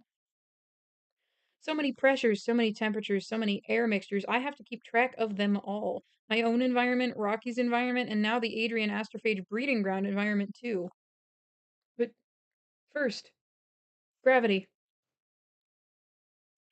I'm sick of living in the Poseidon adventure. Time to right this ship. I make my way back down to the control room. The center panel is ruined, but the others work fine, and they're interchangeable anyway. I'll mount a replacement in the middle when I have time. I bring up the centrifuge screen and poke around at the controls a bit. I finally find the manual controls for the crew compartment rotation. They were buried pretty deep in the options, so I'm glad I didn't try to find them during Crisis. I order the crew compartment to rotate. Very, very slowly, I set the rate at 1 degree per second. It takes 3 minutes to turn around, and I hear a lot of thunks, clunks, and crashes from the lab. I don't care about any of that. I just want to make sure Rocky doesn't get further injured. This slow rate should make his body slide along the airlock ceiling, then along the wall, and finally the floor. That's the plan, anyway. I'll tell you now, Rocky doesn't die from this. Um, he does recover. Um, it's very slow, but he does get better. He's gonna be okay. If that's what you're worried about. I really want to work on Rocky, but I have to make sure the adventure that may have killed him wasn't in vain. I grabbed the sample container from the ship's airlock. I'm kind of glad I left it there, honestly. It got cushioned from the crazy sudden accelerations by the EVA suit wadded up with it. Rocky had the foresight to readouts on the sampler to tell us what temperature and pressure inside were. Indicators in Iridian Base 6 numerology, but I've seen enough of that to be able to translate. The inside of the ball is minus 51 degrees Celsius with a pressure of 0.02 atmospheres. And I know from my spectrometry earlier what the atmospheric makeup is. Okay, that's the environment I have to duplicate. I find a vacuum container that's only a little broken. It's a drum-shaped glass cylinder about a foot in diameter. I patch up the crack with epoxy and give it a test. It's able to pump the air out and maintain a vacuum. If it can maintain a vacuum, it can maintain 0.02 atmospheres. I put the sample container inside. The chemical storage cabinet is still firmly anchored to the wall. I open it up. Everything is jumbled around inside, of course, but most containers look intact. I grab the small vial of Earth astrophage. There's about a gram in there, included in the supplies for testing purposes. I can always get more if I need it. All I have to do is cut any of the astrophage-based coolant lines in the hull, but there's no need for that right now. Sample is an oily sludge at the bottom of the vial. I open the vial and scoop it out with a cotton swab. A gram of astrophage has 100 trillion joule, 100 trillion joules of energy. Best not to think about it. They smear the astrophage along the inner wall of the vacuum chamber and drop the cotton swab in next to the sample probe. I pump all the air out of the vacuum chamber. Chemistry supplies include several small cylinders of gases. Thankfully, steel cylinders are tough, so they survive the game of cosmic pinball we just went through. I add gases into the vacuum chamber one at a time through the infeed valve. I want to replicate Adrian's atmosphere. Pump in carbon dioxide, methane, and even argon. I don't imagine the argon will matter. It's a noble gas, so it shouldn't react with stuff. But that's what I used to think about xenon, and that turned out to be wrong. I don't have any way to chill the air in there to minus 50 degrees, so I'll just have to hope the temperature of whatever life. I'll just have to hope whatever life inside can handle Earth room temperature. I hear a click just as I finish putting the argon in. It's the sampler. Just as Rocky designed them to do, the little valves opened when the outside pressure matched the pressure of the at the astrophage breeding altitude on Adrian. Good old Rocky, best engineer I've ever met. Okay, I've made the sample as safe as I can. The air composition and pressure is as close to its negative environment as I could get. There's plenty of astrophage to eat, so if there's any microscopic predators in there, they should be in good shape. I wipe my brow with my bandaged arm and immediately regret it. I wince in pain. How hard is it, Ryland? I see to myself. Stop using your burned up arm. Oh my god, is he left-handed? That's terrible. Computer, painkillers. The arms reach up and hand me a paper cup with 2 pills in it and a cup of water. I take the pills without even checking what they are. I look back at my friend and try to come up with a plan. It's been over a day since I shoved Rocky in that airlock, and he still hasn't moved. But I haven't been wasting my time. I've been mad sciencing some inventions in the lab. This kind of gadget creation is really Rocky's forte, but I give it my best. I thought about lots of different approaches, but in the end I think I should let Rocky's body heal itself as much as possible. I wouldn't feel comfortable trying to operate on a human, let alone an Iridian. His body should know what to do, I just have to let it. It doesn't mean I'm gonna do nothing at all, though. I have a guess on as to what's going on, and if I'm wrong, my idea for treatment won't hurt him. Right now there's a bunch of soot and other combustion and byproduct crap in his radiator organ. So it probably doesn't work well. If he's alive at all, it'll take his body a long time to clear that out, maybe too long. So maybe I could try to help? I hold the box in my hand. It's enclosed on 5 of the 6 sides, with the remaining side open. The walls are 4-inch thick steel. It took me all day to repair the mill and get it working again, but once I did, milling up this box was a breeze. Inside is a high-powered air pump. Simple as that. I can shoot high-pressure air really hard. I tested it out in the lab, and it blew a hole in a 1 millimeter thick sheet of aluminum from a foot away. It really works. Wish I could claim I'm a genius who made this all from scratch, but the reality is I only made the box. The pump is repurposed from a high-pressure tank. Also in the box is a battery, a camera, and some stepper motors and a drill. I need all these things for my plan to work. I've cleaned up the lab somewhat. Most of the equipment is ruined, but some might be fixable. I cross to the other side of the table where I have another experiment. With a little chip of xenonite, some chaff left over from when we made 200,000 chain links. I used a generous application of epoxy to glue it to the tip of a rough up drill bit. It's been setting for over an hour. Should be done. Pick up the bit of, and the xenonite comes with it. I use all my strength to try and pull them apart. I can't. I nod and smile. This might work. I do a few more tests with the box. My remote control for the motors works well enough. It's not a true remote control, it's a bank of switches attached to a plastic container lid. I have wires from the switches going through a tiny hole in the steel, which is in turn filled up with resin. I can turn the power on or off to any components in there. That's my remote control. I can only hope the motors don't have a problem with high heat or ammonia.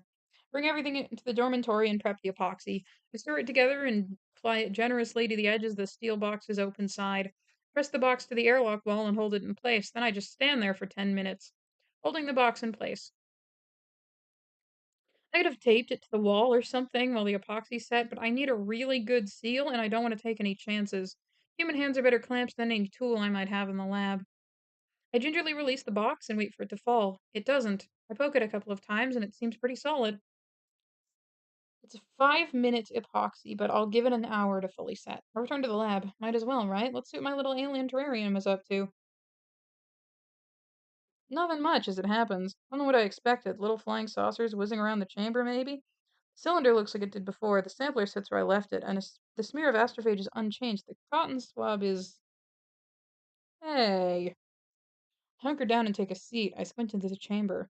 Cotton swab has changed. Just a little bit. It's fluffier. Sweet! Maybe there's something on there I could get a look at. I just need to get it under a microscope to. Oh. The realization dawns on me. I don't have a way to extract samples. I just plain overlooked that part. Dummy! I smack my forehead. Rub my eyes. Between the pain from my burns and the dopiness of the painkillers, it's hard to concentrate when I'm tired.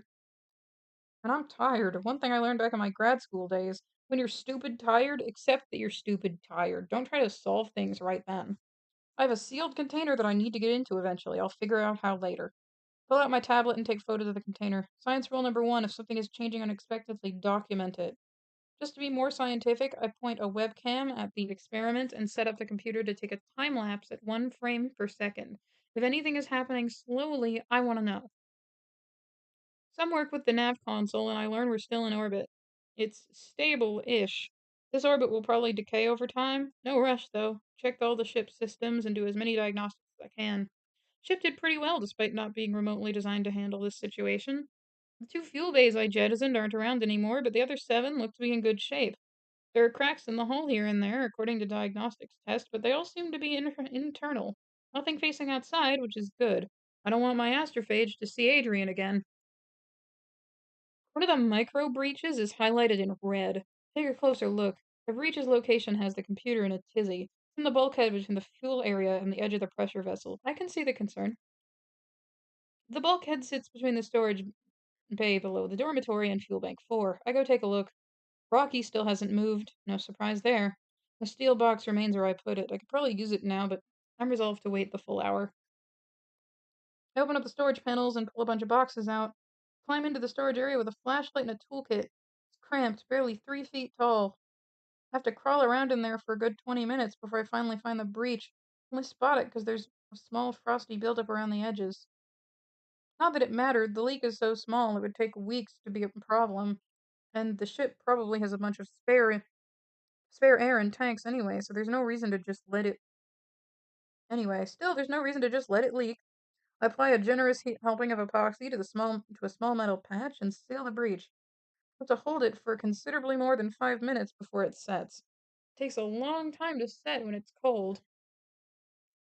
The bulkhead is below freezing at that spot thanks to the leak.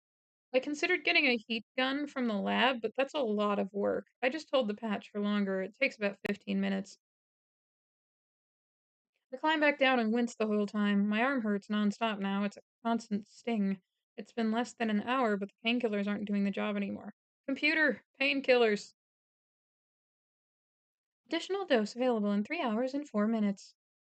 Computer, what's the current time? 7:15 p.m. Moscow Standard Time. Computer, set time to 11 p.m. Moscow Standard Time.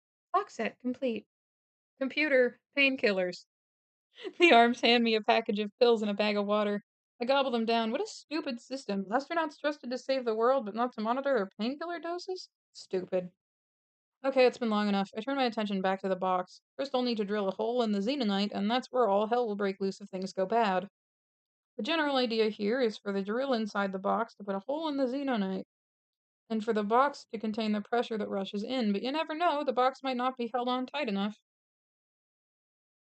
I wear a medical breathing mask and eye protection. If there's going to be a jet of superheated high pressure ammonia in this room, I need to not die from it.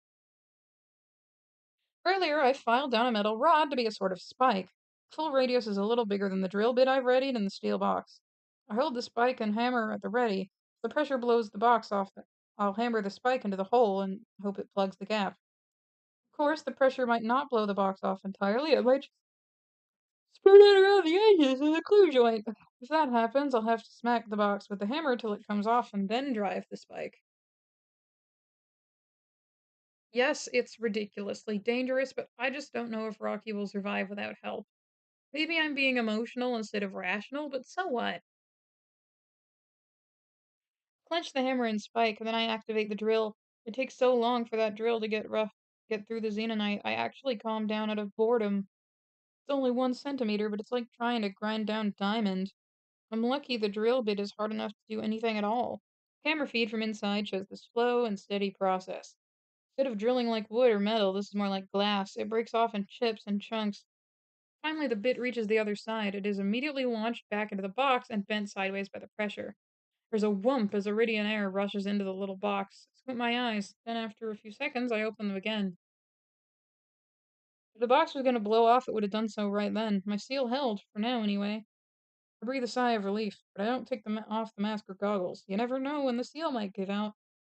Check the camera screen. This'll take careful aim, so I was very clever in making sure a camera feed is dead. Pain takes over my wrist and I pull it away. Ah, yeah, webcams aren't designed to work at 210 degrees Celsius and 29 atmospheres. My solid steel box, well, it's solid steel. Steel is an excellent heat conductor. I can't even touch it now, it's so hot. Still stupid. First the Adrian sample container, and now this. I want to sleep, but Rocky's more important. At least being stupid isn't permanent. I'll press on. I know I shouldn't, but I'm too stupid to take that into consideration. Okay, the camera is dead. I can't see into the box, but I can still see Rocky in the airlock because the xenonite is clear. I'll have to work with what I've got here. I fire up the high pressure pump. It still works. At least it's making noise. It should be shooting a very high pressure jet of air in Rocky's direction. 29 atmospheres, air acts almost like water. You can really knock stuff around with it, but ammonia is clear.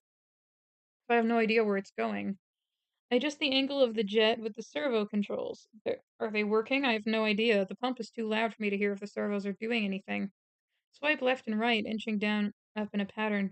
Finally, I spot something. Oh my god, I'm sorry, guys. I'm tired today.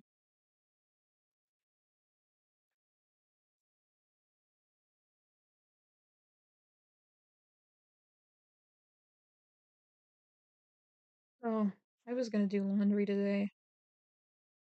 I'll do it tomorrow morning.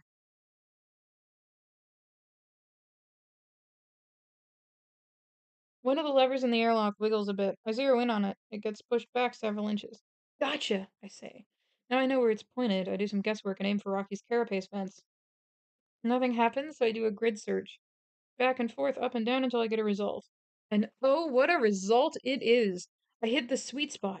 All of a sudden, Rocky's carapace vents belch out black smoke. The nasty dust and debris that built up while he was on fire. It's intensely satisfying, like that feeling when you blast an air duster into an old computer. I sweep back and forth trying to hit each vent one by one. The latter vents don't cause nearly the commotion as the first one, I think. They all lead to the same organ, like a human's mouth and nose do. Multiple orifices for redundancy and safety. After a few minutes, no more sooty dust is coming off. I shut off the pump. Well, buddy, I say, I've done all I can. I just hope you can do the rest. I spend the rest of the day working on secondary and tertiary containment box. I glue them in place over my device. The Iridian Air will have to breach 3 seals to get into my compartment now. That'll have to do. Hope Rocky wakes up.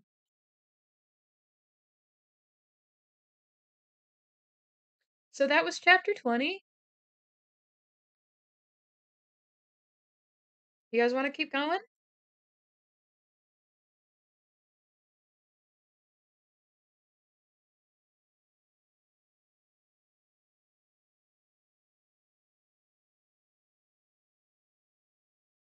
If you want me to keep going, then I need uh feel free to put Papa more movie in chat.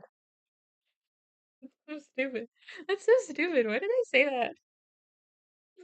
I'm just thinking of it. Just Papa more movie. All right.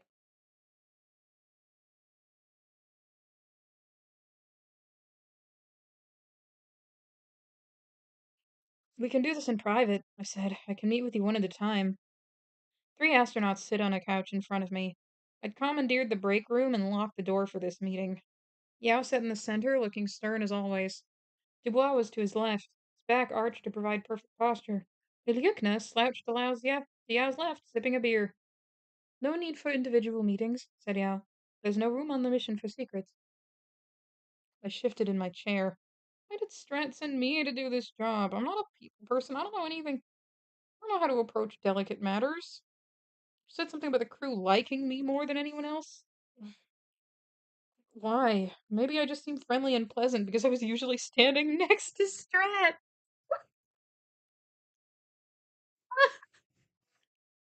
Oh my god, that's the sickest burn he shot at her the whole book, and he's been mean. In any event, launch was just a month away and I had to get this information. Okay, I said, who wants to go first? Dubois raised his hand. I can start, if that's amenable to everyone. Sure, did a quick test scribble with my pen. So, how would you like to die?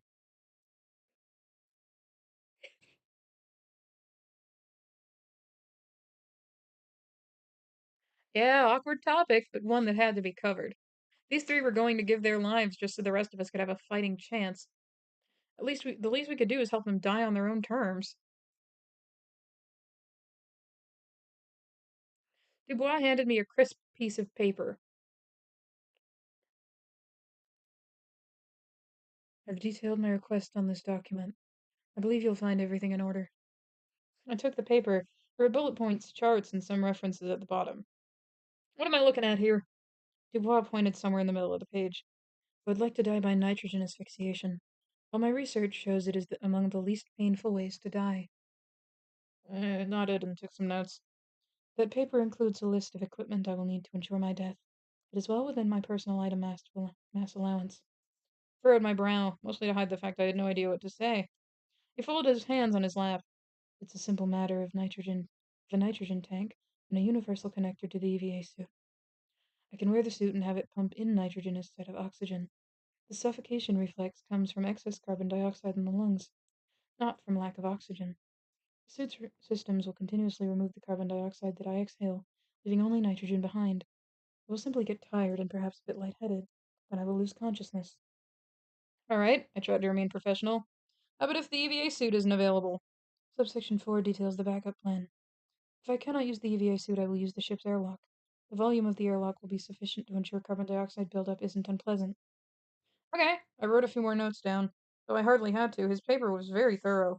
We'll make sure there's a tank with plenty of nitrogen and a backup tank as well, just in case the first one leaks. Excellent. Thank you. Keep that in mind. The nitrogen will be important later. Remember that there is nitrogen, buttloads of nitrogen, on this ship, okay? Remember that. Remember that there is nitrogen on the spaceship.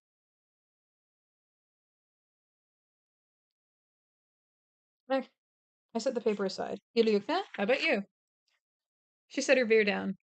I want heroin. Sorry, what? Heroin. I have been a good girl all my life. No drugs, limited sex. I want to experience massive pleasure before I die. People die from heroin all the time. Must be very nice. You want to die from a heroin overdose. Immediately. Want to enjoy. Start with normal effective dose. Get high. Addicts all agree the first few uses are best. Then downhill from there. I want to feel those first few doses. And overdose when time is right. I guess we can do that. The astronauts are all so weird. I said, death by overdose can be really unpleasant though. Doctors work out the best dose schedule for me. Correct amount to maximize pleasantness on earlier doses, then lethal dose can have other drugs inside to make sure I die without pain. Okay, heroin. I don't know where we'll get it, but we'll work it out. You have entire world working for you. Get pharma company to make heroin. Cannot be hard. Right, I'm sure Strat can make a call or something. I sighed. 2 down, 1 to go. Alright, Commander, how about you? Want a gun, please? He said. Type 92 handgun. Standard Chinese military issue. Store the ammunition in a dry sealed plastic container for the trip. At least that made some sense. Quick and painless. A gun, got it. That's easy enough. So there's a gun on the ship, and they never use it. It never gets brought up again. Look back and forth to his crewmates. I'll be the last to die. If anything goes wrong with either of your methods, I will be on hand with the weapon just in case. Very considerate, said Dubois. Thank you. Don't shoot me if I look like I'm having a good time.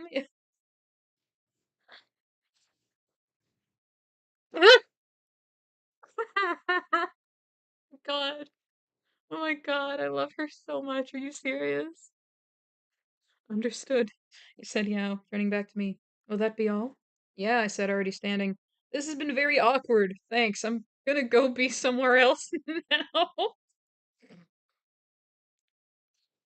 I love these idiots.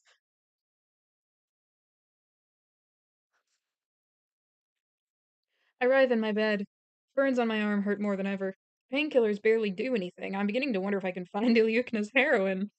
I won't, but I definitely would if this were still a suicide mission. Focus on that. This is no longer a suicide mission. If I play my cards right, I save the world and go home. The pain subsides somewhat. It comes and goes. When I get a chance, I'll take a look at whatever books I have on burns. I at least like to know when it'll stop hurting. Huh? I look at the source of the noise. It's Rocky tapping on the airlock. Rocky! I fall out of my bunk and roll right onto my side before landing. I scrabble along the floor to the airlock wall. Rocky, buddy, are you okay? I hear a low thrum from within him. I don't understand. Speak louder.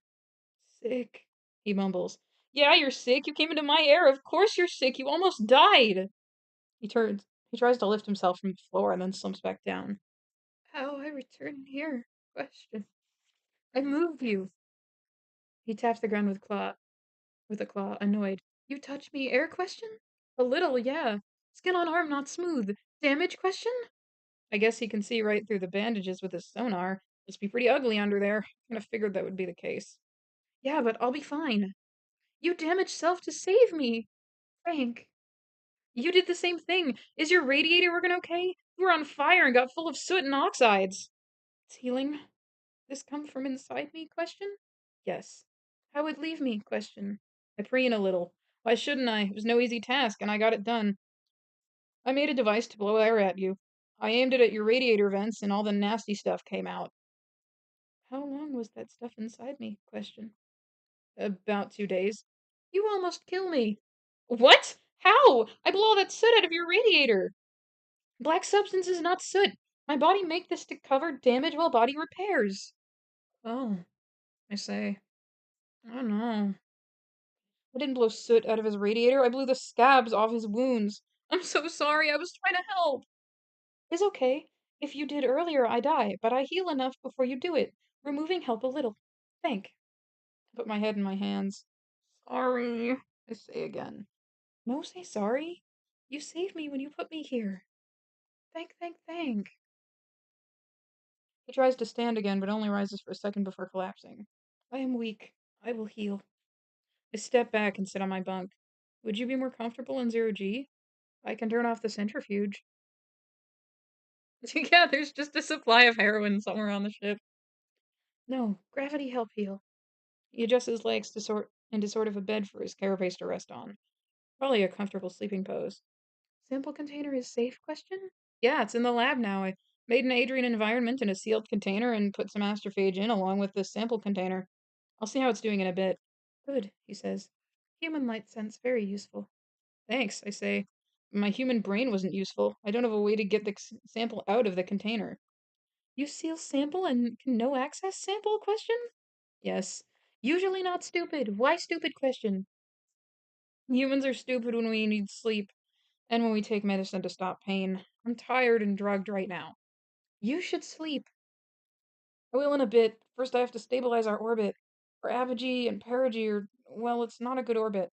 Or just orbit while just orbit while stupid. Good plan. New word. Sarcasm. You say the opposite of true meaning to make point. Sarcasm. He chimes the word for sarcasm in his language. Between exhaustion and drugs, I sleep like a baby. I wake up feeling a million times better, but my burns feel a million times worse. I look at the bandages, they're new. Rocky's at his workbench, tinkering with his tools. He's cleared up his area, it looks good as new. You are awake? Question? Yeah, I say. How you feeling? You healing? Much more heal needed, but some heal complete. Cannot move much. Same. Robot arms do things to your arm while you sleep. Change the cloth. It's important for human healing to change the cloth. What's that?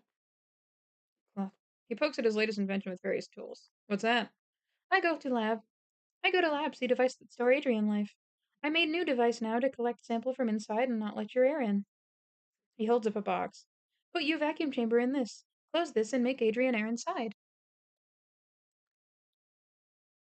Then he opens the top and points to a couple of hinged rods. Control these from outside. Gather sample. Seal you device. Open my device. Have sample. Do human science with sample. Smart, I say. Thanks. He gets back to work. I lie in my bunk. There are a bunch of things I want to do, but I need to take it slow. I can't risk another stupid day like yesterday. I almost ruined the sample and killed Rocky. Smart enough now to know I'm stupid. That's progress. Computer, coffee. After a minute, the arms hand me a cup of java. Hey, I say, sipping my coffee. How come you and I hear the same sounds? He keeps working on the armatures inside his device. Useful trait, both evolve, not surprising. Yeah, but why the same frequencies? Why don't you hear much higher frequencies than I can, or much lower? I do hear much higher frequency and much lower frequency. Didn't know that, but I should have figured out that was the case. It's Iridian's primary sensory input. Of course, he'll have a wider range than I do. It still leaves one unanswered question, though. Okay, but why the overlap? Why don't you and I hear completely different frequency ranges? He puts the tool in one of his hands down, with at least which leaves two hands still plugging away on his device. You hear this question? Yes. That is sound of predator approaching you. That is sound of prey running away. Sound of object touching object. Very important. Evolve to hear. Ah, yes. It's obvious now that he points it out.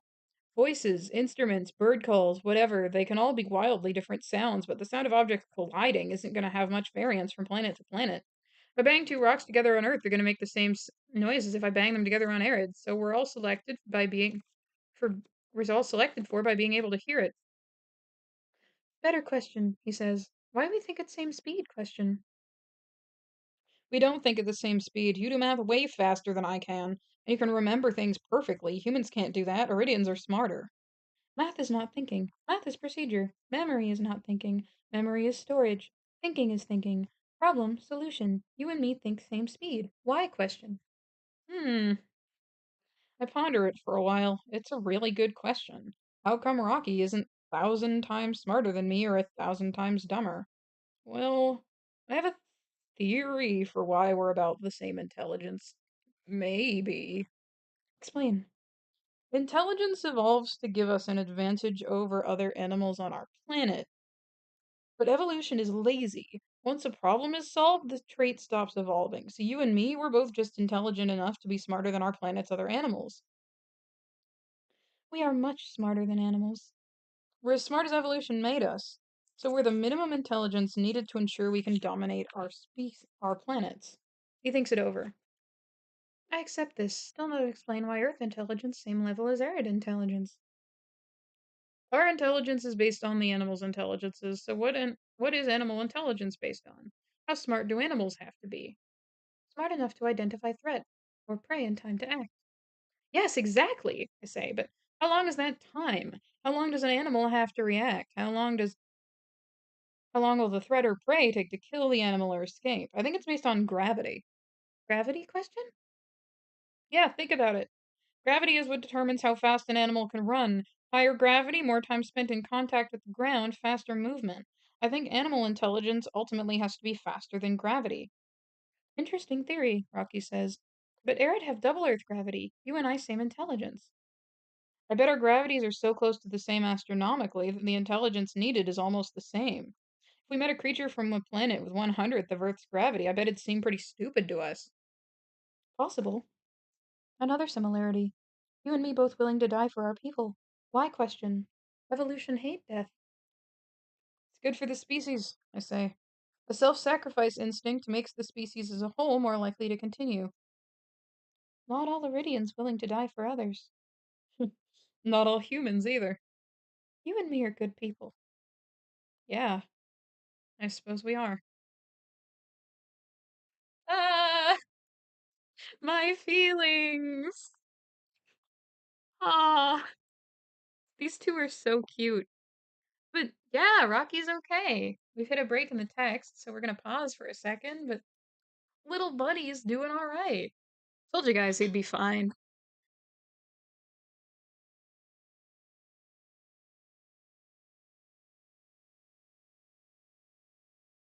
I love these two. I love that they're literally willing to die for each other. I think that's so sweet. Oh, fuck. I just knocked my phone into my microphone.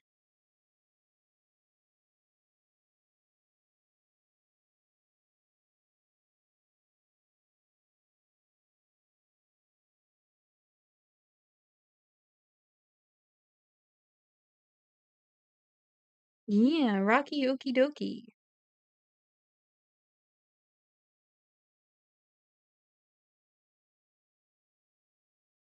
My entire feed for the past several days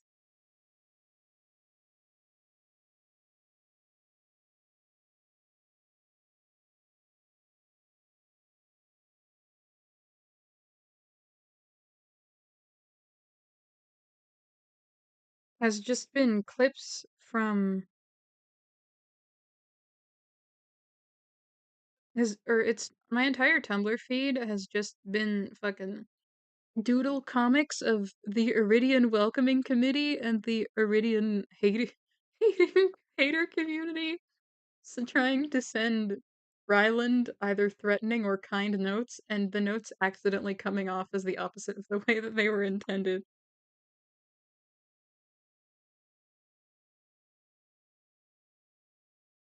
Yeah, Rocky's a-okay.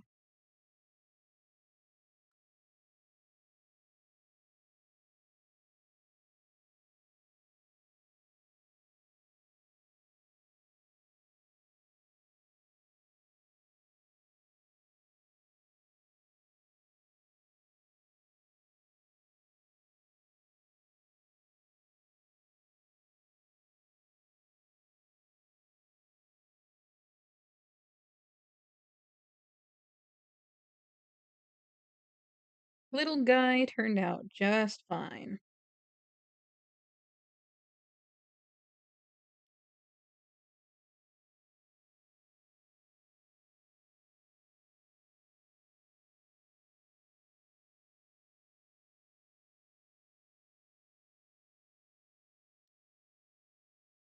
You have a Tumblr? Why aren't we mutuals? Also, how much of it is porn?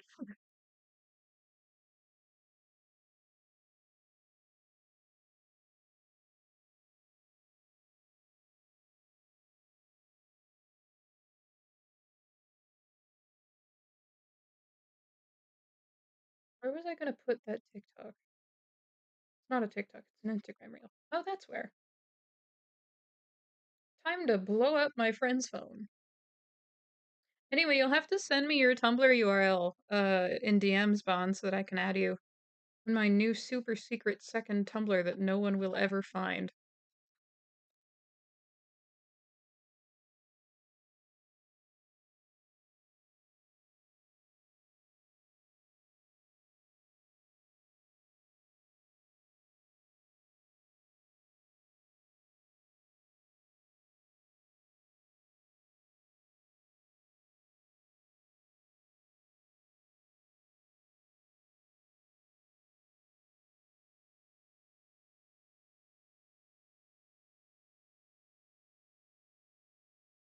Sir, how many Tumblrs do you need?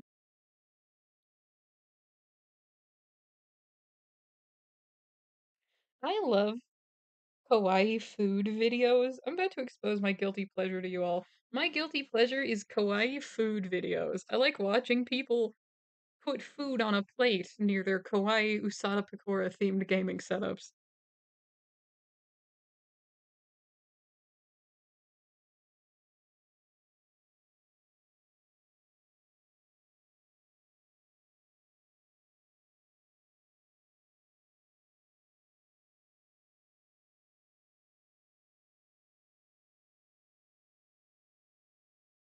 Fun fact, did you know that the human brain can't distinguish grief for fictional characters from grief for people?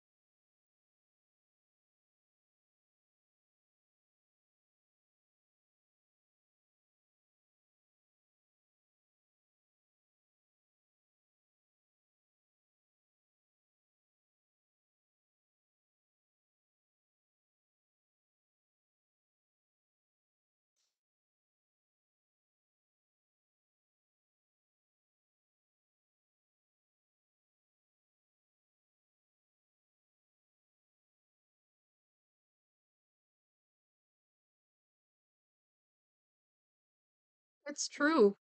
Um, they're traditional. Weird.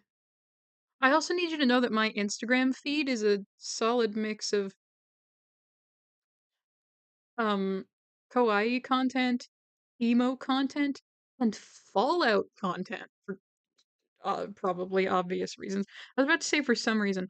Also, there's a lot of autumn baking videos. I don't know what that's about. Also, cute Asian girls cooking me dinner. Ooh, that's gonna go in the document, isn't it? Ooh, people are gonna have thoughts about that. They're so weird and creepy. Why is your Instagram feed full of cute Asian girls cooking you dinner? Listen, I didn't mean to. I saw one "Let me cook you dinner" video, and there's something so satisfying about cooking videos. I just couldn't stop.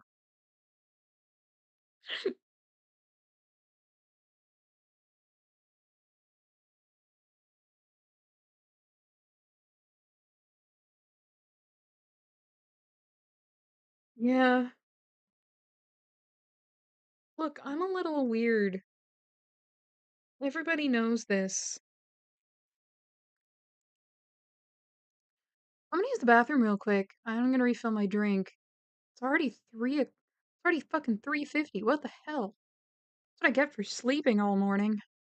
Anyway, you guys hang tight. Give me a sec to refresh.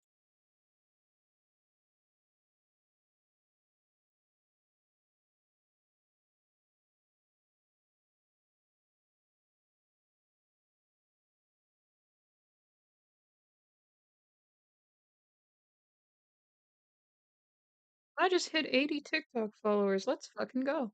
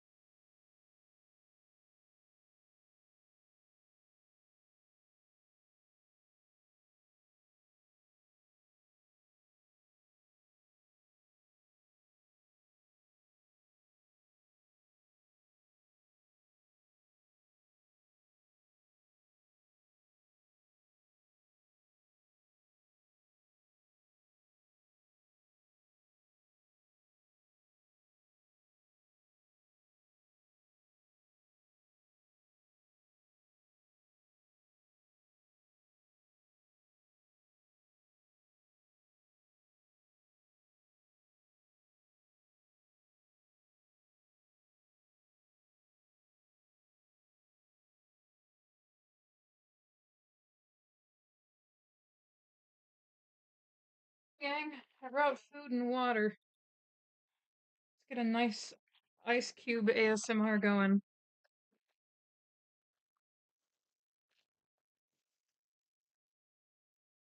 Microphone says you can't hear my ice cubes. How's everybody doing?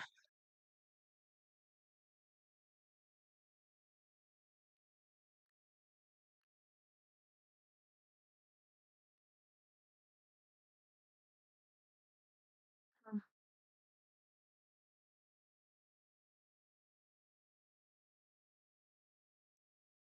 Yeah,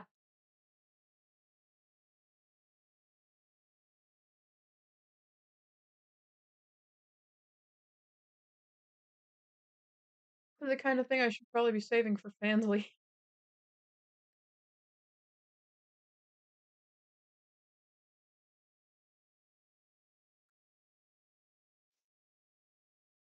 Maybe I open a Patreon. Hell yeah, man, go get groceries. I'm stealing my parents' bread to make this sandwich because I'm out of food completely. I just cut up my last cucumber.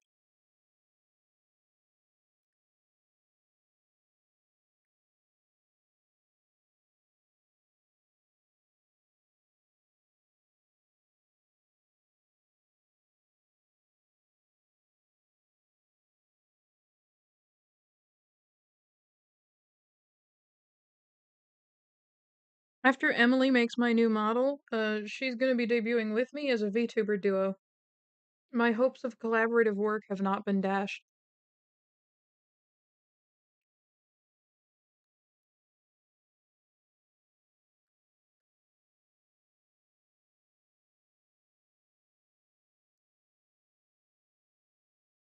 That's the thing about paid artists. They're replaceable.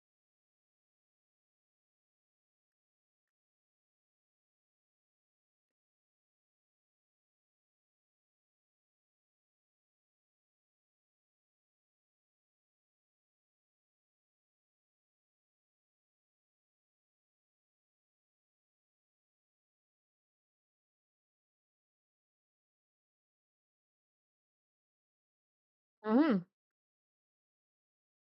very important.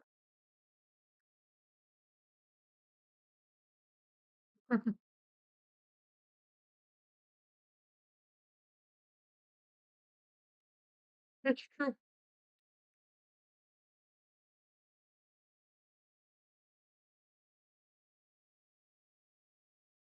Why should I pay you to boss? Oh shit. Why should I pay you to draw me and boss me around when I can get my best friend since high school to draw me for free?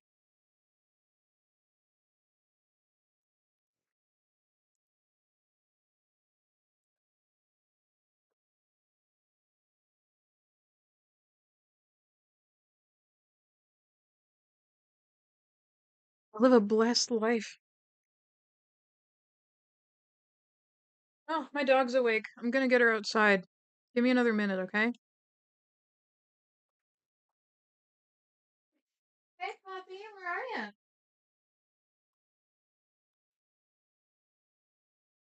Hi, pretty girl. You wanna go outside? Baby. Want your nose? Okay. You want nose? Want your nose to the wall? Or honey? I'm gonna back to my teeth. Come with me.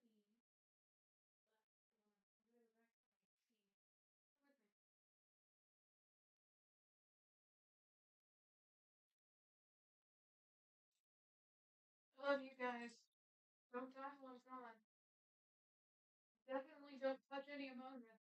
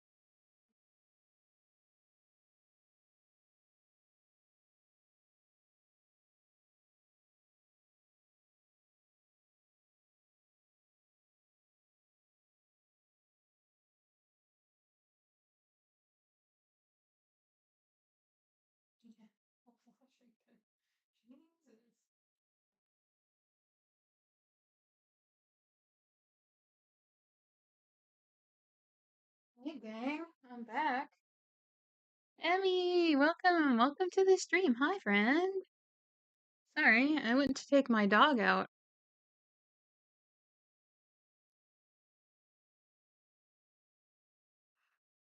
Emergency Monster Energy. If you have to replace it, that implies that every moment of your life is an emergency, Anyan, which concerns me greatly. I really am the Gianni Matrograno of VTubers, huh?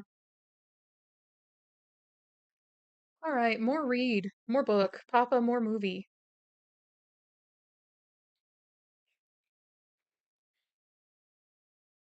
9 days until launch. Paced around my room. It was pretty bare, but I didn't mind. Portable unit was a small mobile home complete with a kitchenette. Better than most people got, the Russians had their hands full erecting dozens of temporary shelters a few miles from Baikonur Cosmodrome. But then I guess we all had our hands full lately. Oh, I know it's about to happen. Hey, if you guys don't want to cry, maybe you should leave. I thought Rocky's almost death was the saddest that today would get. But I need to warn you all, trigger warning for major character death. Some things are about to happen. Anyway, I'd barely used my bed since we arrived. There always just seemed to be some new issue or problem. Nothing major, just issues. The Hail Mary was complete, over 2 million kilograms of spacecraft and fuel, in a nice stable orbit, 4 times the mass of the International Space Station, and put together in 1/20th the time.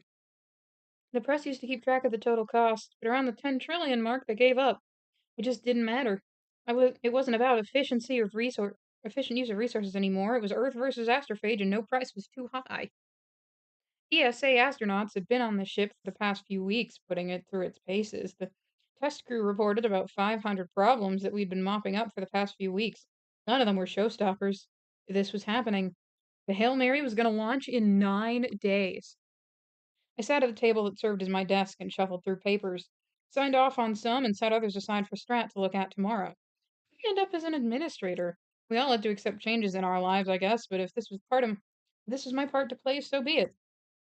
Set the papers down and looked out the window. Kazakhstani steppes were flat and featureless. People generally don't build launch facilities next to anything important, for obvious reasons. I missed my kids. Dozens of them, hundreds really, over the course of the school year. They didn't swear at me or wake me up in the middle of the night. Their squabbles were usually resolved within a few minutes, either by a teacher enforced handshake or detention, and somewhat selfish, but here it is. They looked up to me. I missed being that respected. I sighed. The kids would have a rough time, even if the mission worked. It would take 13 years for the Hail Mary to get to Tau Ceti. And presuming the crew found an answer to our problems, another 13 years for the Beatles to get back to us. It's over a quarter century before we would even know what to do. My kids wouldn't be kids anymore when it was over. Onward, I mumbled. Grabbed the next problem report. Why was it on paper instead of just email? Because the Russians do things a certain way, and it's easier to work with them than complain about it. Ah, that's better than. I'm kidding. I don't keep any Monster Energy in the house, but they do sell a shit ton of it at my job. So I have a Monster Energy at least once to twice to 3 times a week, depending on how many work days I get. That means there are days where I have 4 Monster Energies in the span of a week. I don't know how I haven't died from cardiac arrest yet.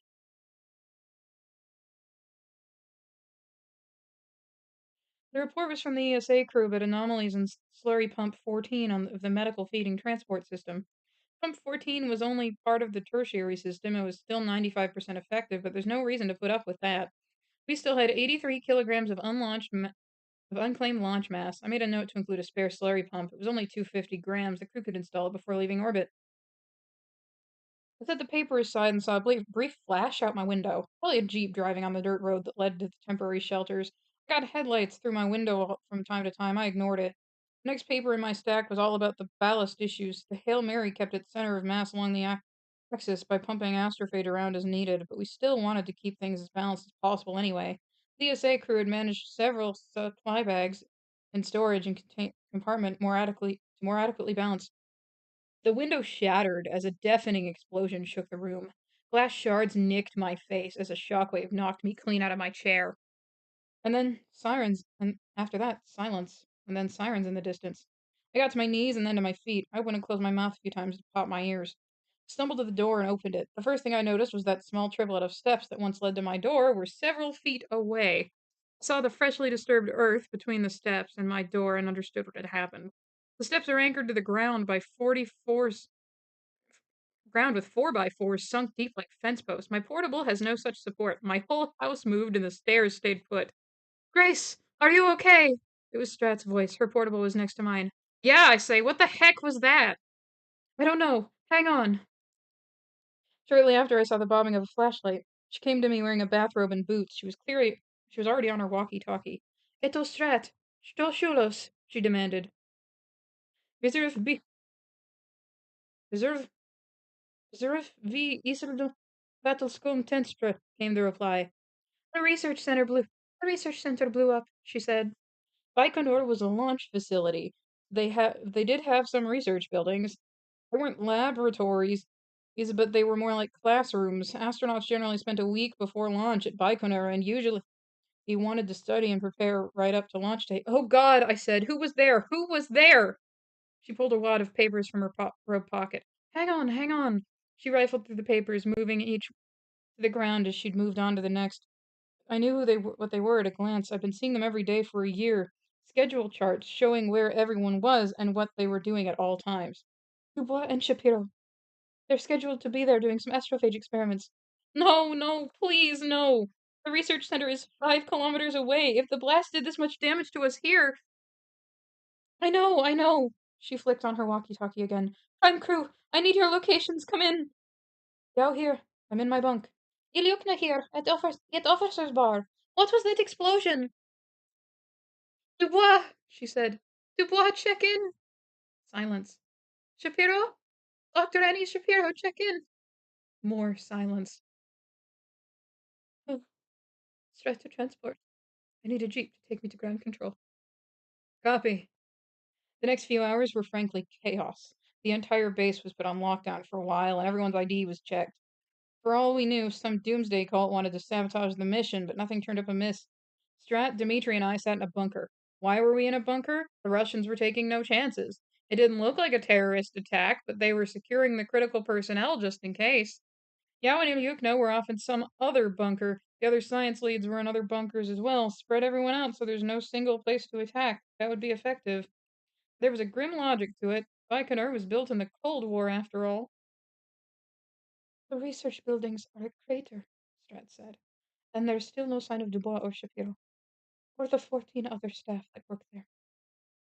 She pulled up pictures on her phone and showed them to us. The photos told a story of utter destruction. The area was lit up with powerful floodlights Russians had set up, and the place was swarming with rescue personnel. Though there was nothing for them to do. Virtually nothing was left. No debris, limited wreckage. Strat swiped through photo after photo.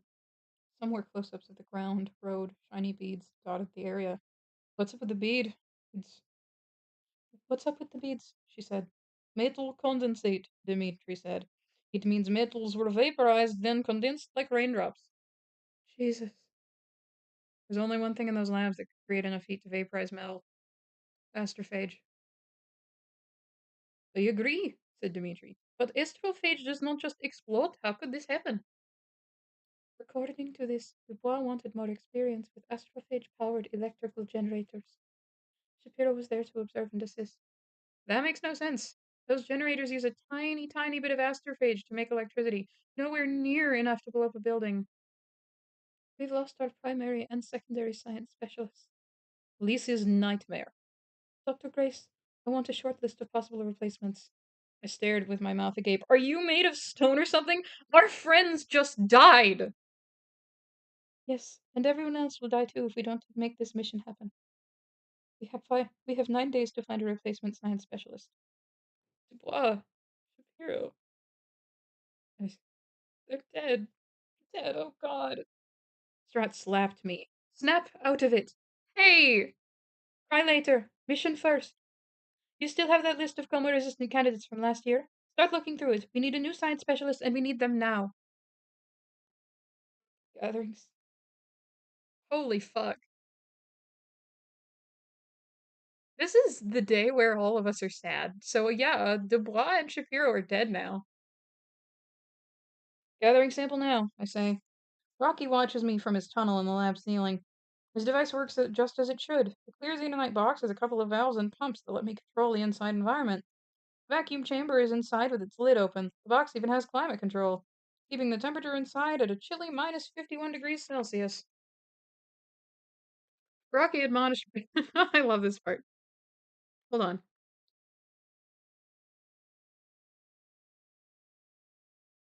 Rocky admonished me for leaving the sample at human room temperature for so long. He had a lot to say on that subject, actually. We had to add reckless, idiot, foolish, and irresponsible to our shared vocabulary, just so he could fully express his opinion on the matter. There was another word he threw around a lot, but he declined to tell me what it meant. 3 days off the painkillers, and I'm a lot smarter than I was. At least he understands that much. I wasn't just some stupid human, I was a human with enhanced stupidity. Rocky refused to give me the box I'm using until I slept 3 times without using the drugs. My arm hurts so bad right now, but he's got a point. Rocky healed a fair bit in that time, too. I have no idea what's going on inside his body. He looks the same as ever, but he's moving around much better than before. Not full speed, though. Neither am I. We're the walking wounded, honestly. By agreement, we've kept the gravity at 1/2 G. Open and close the claws in the box a few times. Look at me, I'm an Iridian now.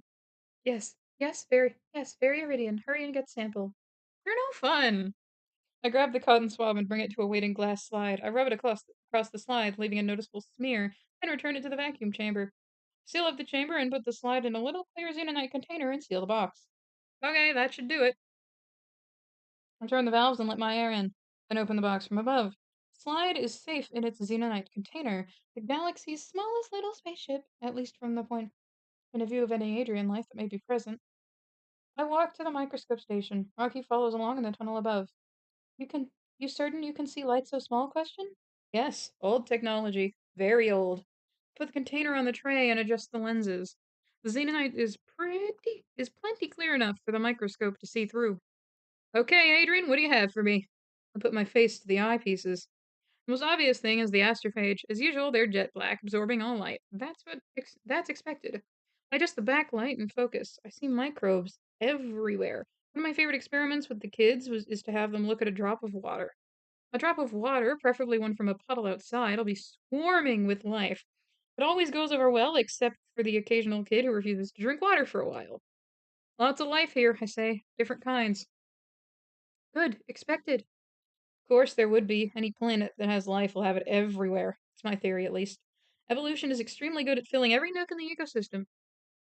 Right now, I'm looking at hundreds of unique life forms, never before seen by humans, each one an alien race. I can't help but smile. Still, I have work to do. Pan around till I find a nice clump of astrophage. If there's a predator to be had, it'll be where the astrophage is. Otherwise, it'd be a pretty bad predator. I flick the microscope's internal camera. The image appears on the little LCD screen. I adjust the screen and set it to recording. This could take time, I say. No need to see interaction between. Whoa! I shoved my face back onto the microscope to get a better look. It only took seconds before the astrophage fell under attack. Am I incredibly lucky, or is this life form just that aggressive? What question? What happened question? The monster lurches towards the clump of astrophage. It's an amorphous blob like an amoeba. It presses itself against its much smaller prey and begins to envelop the entire clump of them by oozing around both sides. The astrophage wriggle. They know something is coming. They try to escape, but it's too late. They can only sputter a short distance before they stop. Normally, astrophage can accelerate to near light speed in seconds, but these can't. Maybe a chemical excretion by the monster that disables them somehow? The encirclement completes, and the astrophage are surrounded. A few seconds later, the astrophage becomes cell-like in appearance. No longer featureless black, their organelles and membranes are starkly visible in the microscope's light. They've lost their ability to absorb light and heat energy. They are dead. Got it, I say. I found the predator. It ate astrophage right in front of me. Found! Rocky cheers. Isolate. Yeah, I'll isolate it, I say. Be happy, happy. Now you name. I don't follow. Earth culture, you find you name. What is name of predator question? Oh, I say, I'm not feeling creative at the moment. This is too exciting. Talmiba, I guess. Talmiba, the savior of Earth and Arid. Hopefully. What's with a bolo tie? Maybe a cowboy hat? Because I'm a rancher now. I'm running about 50 million head of Talmiba on my ranch. I feel isolated. Or once I isolated a few Talmiba from the Adrian air sample. Rocky built a breeder tank and we let him get to work. It's just a xenonite box full of Adrian air and a few hundred grams of astrophage. As far as we can tell, Talmiba is very resilient to temperature variations. Good thing too, because I let it sit at room temperature that one day. Drugs are bad. In retrospect, it makes sense they'd be robust on temperature. They live in negative 51 degrees Celsius environment and eat astrophage, which is always 69, which is always 96.415 degrees Celsius. Jesus fucking Christ, do your numbers, Plum. Hey, everyone likes a hot meal, right? And oh boy, do they breed! Well, I gave them another load of astrophage to work with. It's the same as throwing a throwing yeast into a bottle of sugar water. But instead of making booze, we're making more Talmibas. Now that we have enough to experiment with, I get to work. If you take a goat and put it on Mars, what happens? It dies immediately. Horribly. Goats didn't evolve to live on Mars. Okay, so what happens if you put a Talmiba on a planet other than Adrian? That's what I want to find out. Rocky watches from his tunnel above the main work table as I simulate a fresh, new atmosphere in my vacuum cleaner. No have oxygen question? No oxygen. Oxygen dangerous. I breathe oxygen. It's okay. Then explode. There's no oxygen in this experiment. Calm down. Yes, calm. I get back to work. Turn a valve to let a small bit of gas into the vacuum chamber. I check the pressure gauge to make sure that. Again, confirm. No oxygen question? It's just carbon dioxide and nitrogen. Only carbon dioxide and nitrogen. Nothing more. Don't ask me again.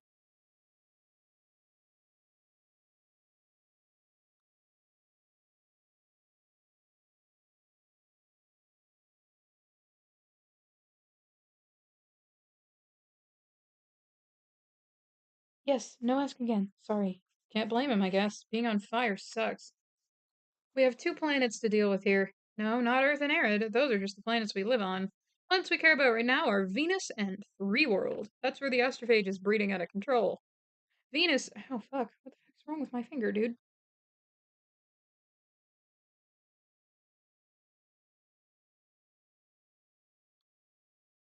Venus, of course, is the second planet in my solar system. It's about my. It's about Earth's size with a thick carbon dioxide atmosphere. Three World. That's what I call it. Or Three World is the third planet on Rocky's home system. At least Three World is what I call it. The Iridians don't have a name for it. Even in their own language, it's just designation. Planet 3. They didn't have ancient people looking up at astronomical bodies and naming them after gods. They only discovered other planets in their system a few hundred years ago, but I don't want to say Planet 3 all the time, so I've named it Three World. Buddy, that is the same thing.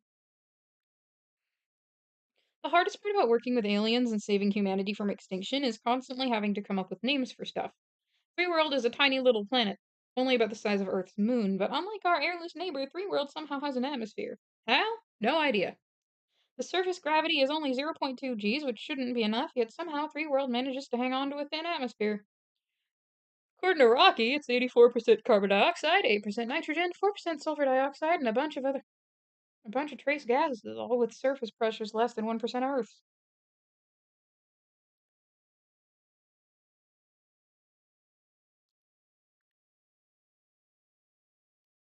True, true.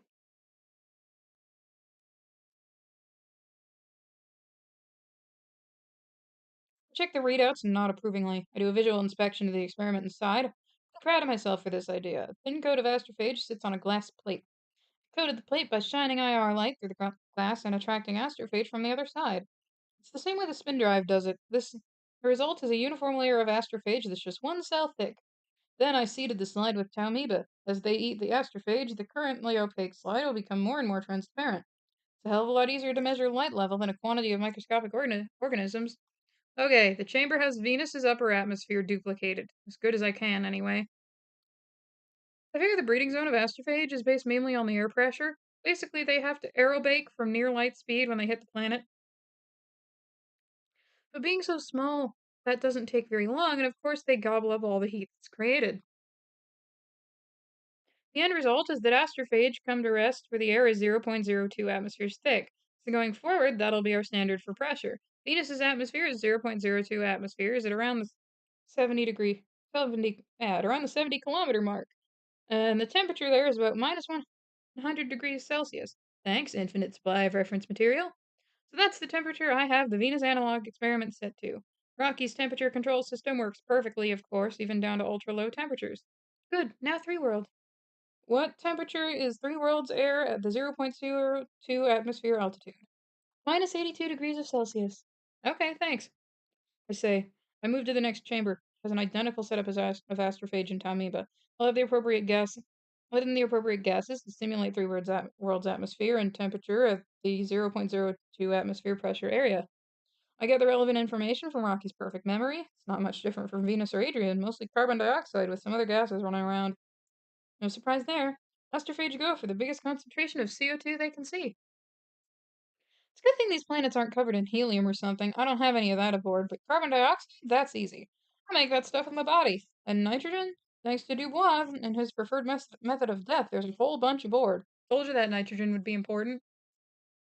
Free World does have some sulfur dioxide, though. 4% of the total atmosphere. It's enough that I didn't want to approximate it away, so I had to make some. The lab has quite a selection of reagents, but no sulfur dioxide gas. However, it does have sulfuric acid in solution. I recovered some copper tubing from a broken cooling coil in the freezer and used it as a catalyst. I created the sulfur dioxide I needed. Okay, 3 worlds done, I say. Hey, Dad! 1 second.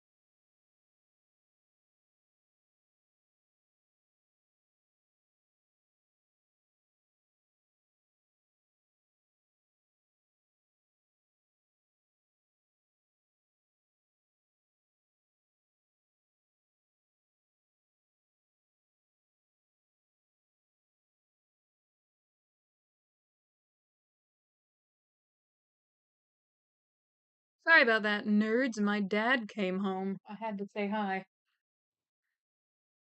We're almost done this chapter, I promise. We're so close. We are so close to finishing chapter 21. Can't believe how far through this fucking book we are. Alright, 3 worlds done, I say. We'll wait an hour and check results. We have hope, says Rocky. Yeah, we have hope, I say. Taumiba are very sturdy. They can live in they can live in a near vacuum and they seem comfortable in extreme cold. Maybe Venus and Three World are habitable for them? They're good enough for Taumiba's prey, so why not for Taumiba? Yes, things are good. All is good. Yeah, for once, everything's going great. Then the lights go out. So that's the end of chapter 21. That's it. That's the end of chapter 21. The last thing that happens is the lights go out.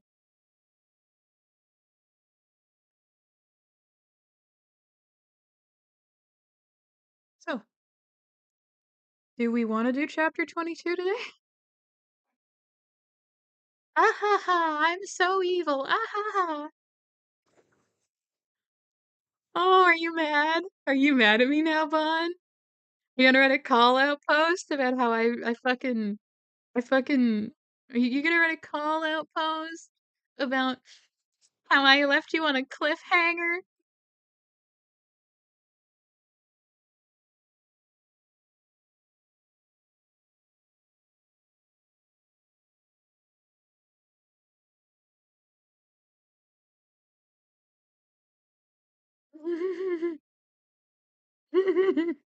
Oh, you're so mad. What? YouTube is not responding. Error? What did you do?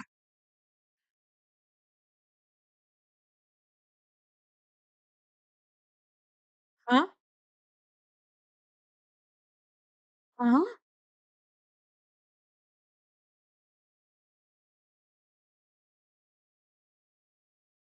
YouTube is not maintaining enough video to what? To ensure smooth streaming. I'm having connection issues. What did you do?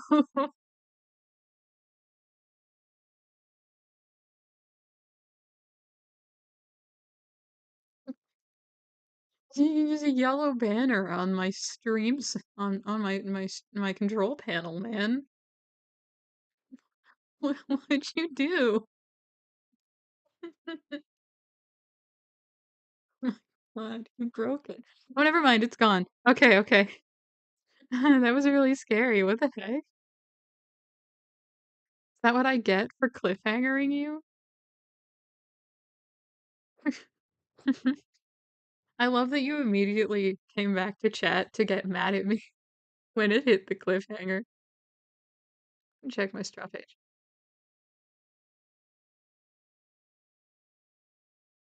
Nothing.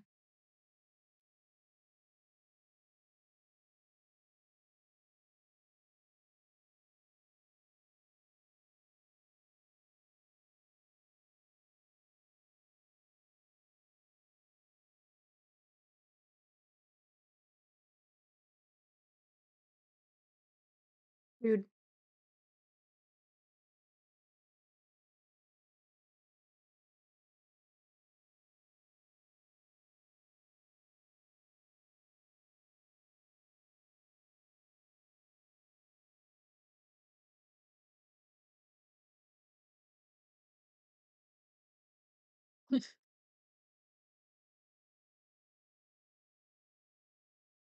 that was a crazy chapter ending. Just a sudden blackout out of nowhere.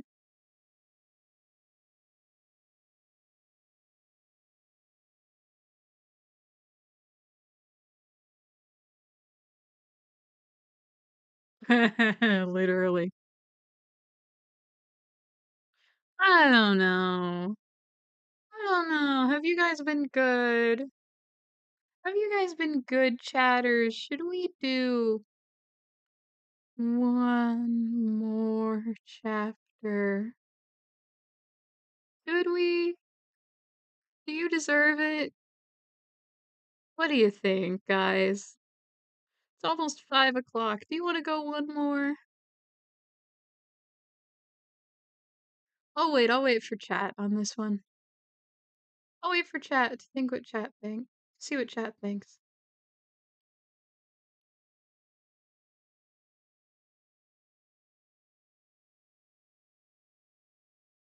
Hmm. Well, you want another chapter? Here's your words.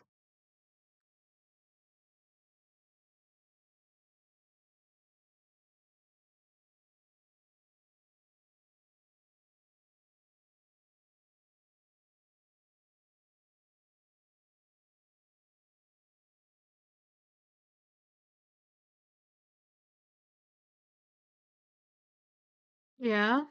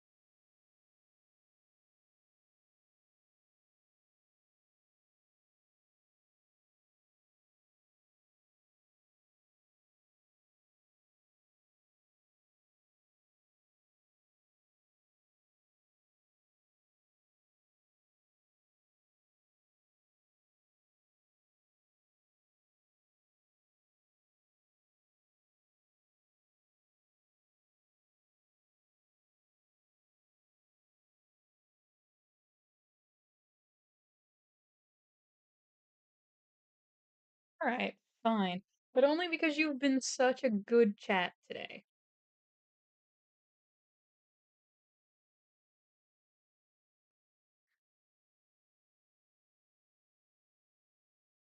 Chapter 22. Total darkness. No lights, no monitor glow, not even the LEDs on the lab equipment. Okay, stay calm. Stay calm. Why not be calm? Question. The ship just shut down. Everything stopped working.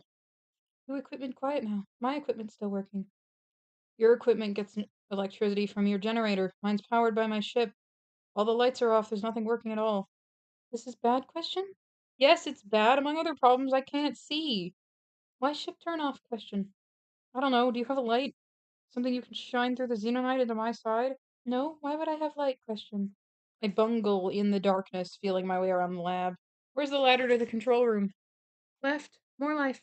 Continue. Yes. Reach forward. I get my hand on a rung. Thanks. A maze. Humans helpless without light. Yes, I say. Come to the control room. Yes. I hear him skitter through his tunnel. I climb up and it's just as dark. The entire control room is dead. The monitors are off. Even the airlock window provides no relief. That part of the ship just happens to be facing away from Tau Ceti at the moment. Control room also have no light? Question?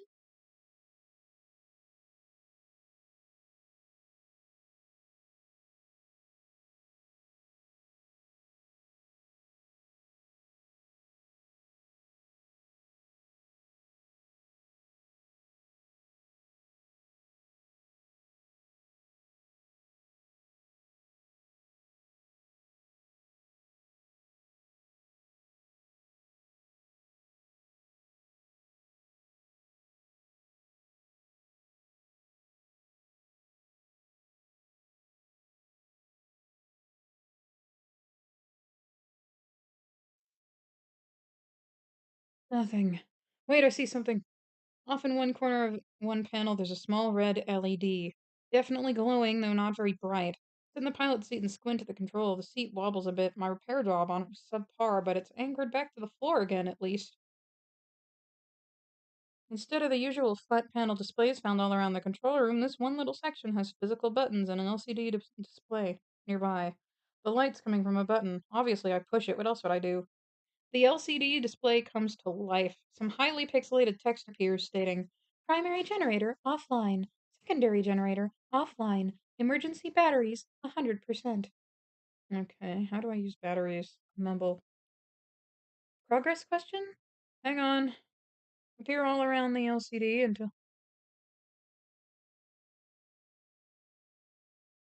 I finally spot it. A little switch covered by a plastic safety shield. It's labeled BAT. It'll have to do. I'll lift the shield and flick it. Dim LEDs light up the control room, nowhere near as nicely as the normal lights do. Smallest control screen, and only that screen comes to life. Hail Mary mission patch shows on the center of the screen, and the words "Loading operating system" appear at the bottom. Partial success, I say. My emergency battery engaged, but the generators are offline. Why no work? Question. I don't know. You air is okay? Question. No power, no life support. Humans turn oxygen into carbon dioxide. You will use all oxygen and become harmed? Question. It's okay, I say. The ship's pretty big. It'll take a long time for the air to be a problem. More important that I find the cause of this failure. Machines break. Show me, I fix. Not a bad idea, actually. Rocky seems to be able to do pretty much anything. Either he's gifted or all Iridians are like that. Either way, I'm incredibly lucky. Still, how well would he do working human technology? Maybe, but first I need to figure out why two generators would both die at the same time. Good question. More important, can you control ship without power? Question?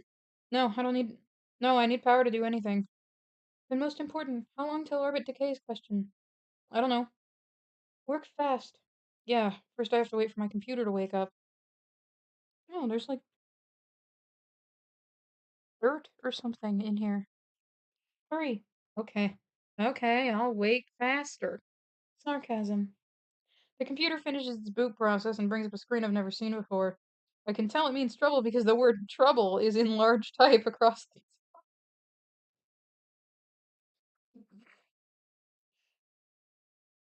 Gone are the pleasant user interface buttons and widgets from before the blackout. The screen is just three columns of white text on a black background. The left is all Chinese characters, the middle is Russian, the right is English. I guess off under normal operation, the ship changes language based on who's reading the screen. What has happened? Question. The screen came up with information. What is wrong? Question. Let me read. Rocky can be a real pain in the butt when he's worried. I read the status report. Emergency power online. Battery 100%. Estimated time remaining 4 days, 16 minutes, 17. 4 days, 16 hours, 17 minutes. Debater life support offline. Criminal chemical absorption life support online. Limited duration, non renewable. Temperature control offline. Temperature 22 degrees Celsius. Huh, the ship's keeping me alive, but not doing anything else right now. Give me generator. I fix. First I need to find it, I say. You not know where you ship parts are? Question. The computer has all that information. I can't remember all that. Human brain useless. Oh, shut up. I climb down the ladder to the lab. The emergency lighting is on here too. Rocky follows along in his tunnel. Reach down, grab my tool bag, and continue onward toward the next ladder. He continues following me. Where you go? Question. Storage area. It's the only place I haven't completely searched. And it's the very bottom of the crew compartment. If the generator is accessible to the crew, that's where it'll be. Once in the dormitory, I crawl into the storage space. My arm hurts. Climb around to inspect the bulkhead with the fuel bay. My arm hurts more. At this point, my arm just always hurts, so I try to ignore me for real. But no more painkillers. They just make me too stupid. I lie back in the storage compartment and let the pain subside a bit. There must be access panels here, right?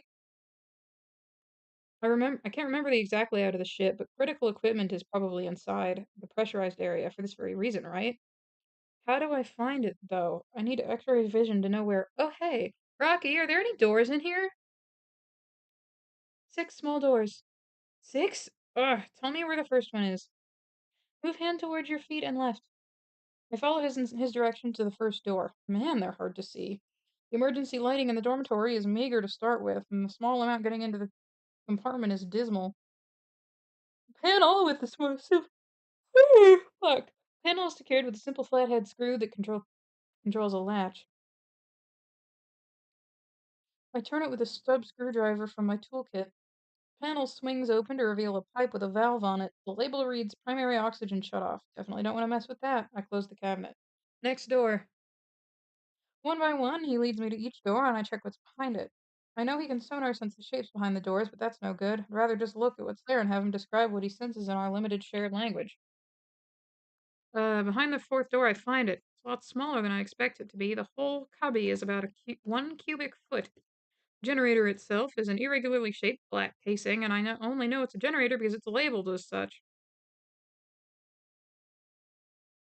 Found it. Say, Good, comes Rocky's voice from the dormitory.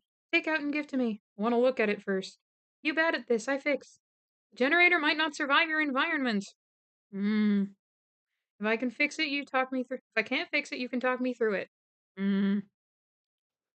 Rocky's such a little bitch. My god. The two pipes with shut-off valves must be the astrophage supply lines. I look a little deeper into the cubby and find one labels. One is fuel, the other is waste. Clear enough. Use the wrench to unscrew the hose bib on the waste line. As soon as it comes loose, a dark liquid drips out. Not much, just what was between the shut-off valve and my end of the hose. It must be whatever fluid we used to carry away dead astrophage. Uh, got some on my hand. It feels slimy. Maybe it's oil? It's a good idea, actually. Any liquid oil will do. Oil is lighter than water and won't corrode the pipes. And screw the fuel line, too. It sloshes brown liquid out, but this time it smells awful. I wince and bury my face in my arm. Oh, God! What is problem question? The fuel smells bad. Is it natural smell or chemical smell question? Take another halting sniff. Smells like rotted food. Astrophage doesn't normally smell bad. It doesn't normally have an odor at all. Astrophage is alive. Maybe astrophage can rot.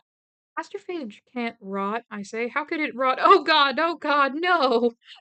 I wipe my hand across the towel, smelling gunk, then wriggle out of the compartment. Then, keeping my gunky hand in the air and not touching anything, I climb up the ladder to the lab. What is wrong? Question. No, no, no, no, I say with a squeak at the end. My heart is about to beat right out of my throat. I think I'm gonna puke. I smear some gunk onto the glass slide and shove it into the microscope. Oh God. What is problem? Question. The the Talmiba. There are Talmiba in the generator. They damaged generator? Question. Give me generator. I fix. The generator isn't broken. If there are Talmiba in the generator, that means there are Talmiba in the fuel supply. Talmiba ate all the astrophage. We have no power because we have no fuel. Rocky raises his carapace so fast it clunks against the roof of his tunnel. How Talmiba get into fuel? Question. There are Talmiba in my lab. I didn't keep them sealed off. I didn't think to. Some probably got loose. The ship has a bunch of cracks and holes and leaks ever since we almost died at Adrian.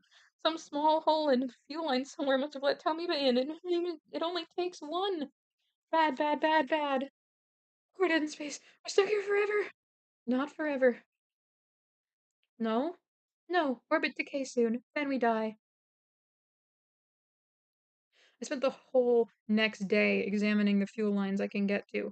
It's the same story everywhere. Instead of astrophage suspended in oil, it's Taumiba, and let's call it what it is, a lot of Taumiba poop. Mostly methane with a bunch of other trace compounds. I guess that explains the methane in Adrian's atmosphere, circle of life and all that. There's some live astrophage here and there, but with overwhelming population of Taumiba in the fuel, they won't live long. Pointless to try and salvage this. It'd be the same as trying to separate good meat from botulism infecting it. Hopeless, I say. Talmiba is everywhere. I have astrophage on my side of partition, Rocky says. Approximately 216 grams remaining. That wouldn't power my spin drive for long. 30 seconds or so, and probably wouldn't live long enough. There's Talmiba everywhere on my side of the partition. Keep your astrophage safe on your side. I make new engine, Rocky says. Talmiba turn astrophage into methane, react with oxygen, make fire, make thrust. Get to my ship. Much astrophage there. That's not a bad idea. Use Talmiba farts to propel ourselves through space. No understand word after Talmiba. It's not important. Hang on, let me do the math. I pull up a tablet. The computer screen in the lab is still offline. I don't remember the specific impulse of methane, but I do know that a hydrogen oxygen reaction is about 450 seconds. All that the best case scenario. I had 20,000 kilograms of astrophage, so pretend that's all methane now. The ship has a dry mass around 100,000 kilograms. I don't know if I even have enough oxygen for this reaction, but ignore that for now.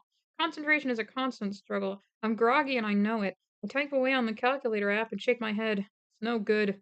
Ship would get less than 800 meters per second velocity. We can't escape Adrian's gravity with that, let alone cross 150 million kilometers of the Tau Ceti system. Bad. Drop the tablet on the table and rub my eyes. Yes, bad. Give me generator. Why? What good would it do? I clean and sterilize. Remove all Talmiba. I make tiny fuel tank with my astrophage. Seal generator airtight. Give back to you. You hook up to ship. Power restored. Yeah, it's a good idea if the generator doesn't melt in your air. If melt, I fix. 200 grams of astrophage isn't enough to fly around the galaxy, but it's more than enough to power the ship's electrical system for, I don't know, the rest of my life at least. Okay, yeah, that's a good idea. At least we'll have the ship back online. Yes, I'll get the generator. I really shouldn't be using tools in my state, but I press on. I go back to the dormitory, get into the crawl space, detach the generator. Maybe it's the backup generator, I don't know. In any event, it turns astrophage into electricity, and that's the point. Get back into the dormitory proper and put the generator in our airlock there. He cycles the airlock and brings the generator to his workbench. Two claws get to work on it right away. A third points to my bunk. I work on this now. You sleep.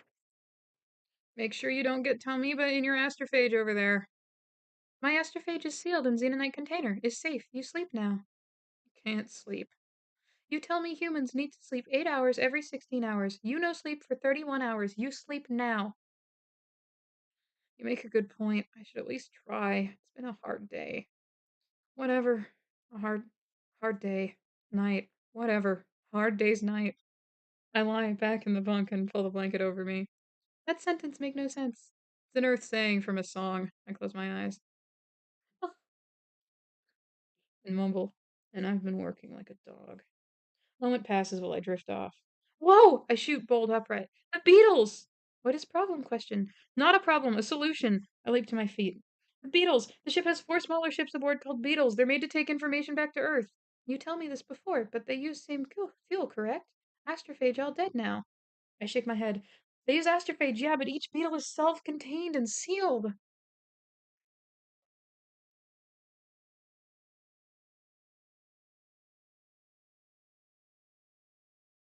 They don't share air fuel or anything else with Hail Mary, and each beetle has 120 kilograms of fuel aboard. We have plenty of astrophage. Enough to get us to my ship. Good news, good, good, good. I wave my arms in the air too. Maybe we won't die here after all. I need to do an EVA to get the beetles. I'll be right back. I hop off the bunk and head to the ladder. No, Rocky says. He skitters over to the partition and taps the divider. You sleep. Human no function well after no sleep. EVA dangerous. Sleep first, EVA next. I roll my eyes. All right, all right. Sleep. Yes, Mom. Sarcasm. You sleep, I watch. This doesn't look like a good idea anymore, I say to my radio. New task, Rocky replies mercilessly. I slept well and woke up ready to face the day. Had a nice breakfast, got some stretches in. Rocky presented me with a sealed, fully functional generator that'll last basically forever. I installed it and got the ship's power back on without a hitch. Rocky and I chatted about the best way to use the Beatles to get back to the Blip A. Everything seemed like a good idea until just this moment. I stand in the airlock, all suited up for an EVA, looking out onto the vast nothingness of space. Planet Adrian reflects its pale green light at me, illuminating the ship, then it drifts out of view. I'm in darkness, but not for long, because the planet shows up again, top of my vision, 12 seconds later. The Hail Mary is still spinning. That's kind of a problem. The ship has little astrophage powered thrusters. What is this?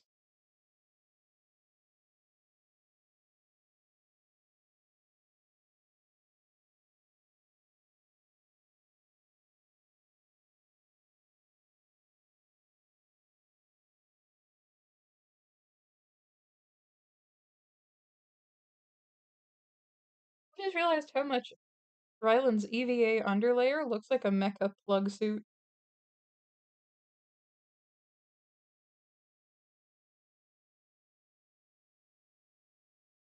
It's so tight to his body, dear God.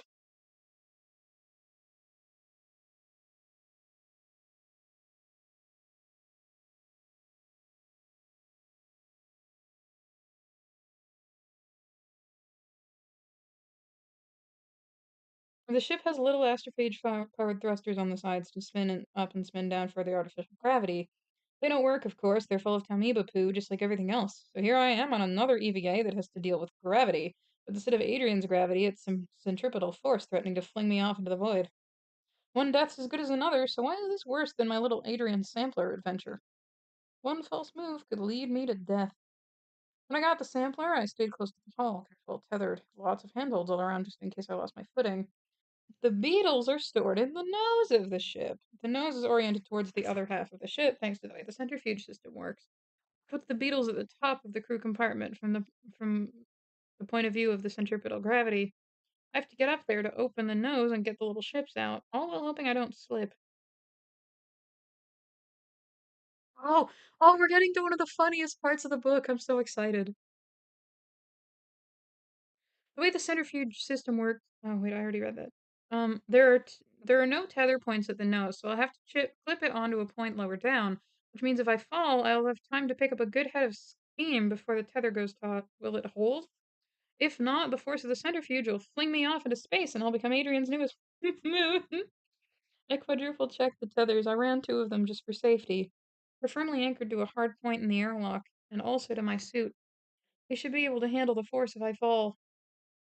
Should. Step out, grab the top of the airlock, and pull myself upward. I'll never be able to do this while my gear on at full gravity. The angle of the nose cone is shallow enough I don't slide off. I check the tethers again, then crawl up the nose toward the top.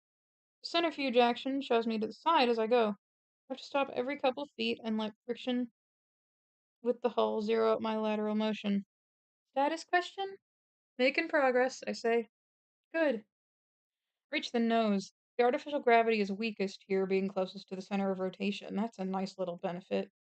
The universe lazily revolves around me every 25 seconds. For half the time, Adrian fills my entire view below. Then I get a few seconds of Tacity's burning brightness, and nothing. A little disconcerting, but not too bad, just mildly annoying. The beetle hatch is just where it should be. I'm gonna have to be careful here, I don't want to damage anything. This was all designed to be a suicide mission. They didn't care about the Hail Mary getting home. The mechanism inside has pyros to blow off this hatch. Then the beetles can launch and find their way back to Earth. Good system, but I need this hatch intact for when I go home. It's all for the aerodynamics. Yes, aerodynamics. The Hail Mary has always looked like something out of a Heinlein novel. Shiny, silver, smooth hull, sharp nose cone. Why do all that for a ship that'll never have to deal with an atmosphere? Because of the interstellar medium. There's a teeny tiny amount of hydrogen and helium wandering around out there in space. It's on the order of 1 atom per cubic centimeter. When you're traveling near the speed of light, that adds up. Not only because you're hitting a whole bunch of atoms, but also because the atoms from your inertial reference frame weigh more than normal. Relativistic physics is weird. Long story short, I need the nose intact. The entire panel and pyro assembly is attached to the hull with 6 hex bolts.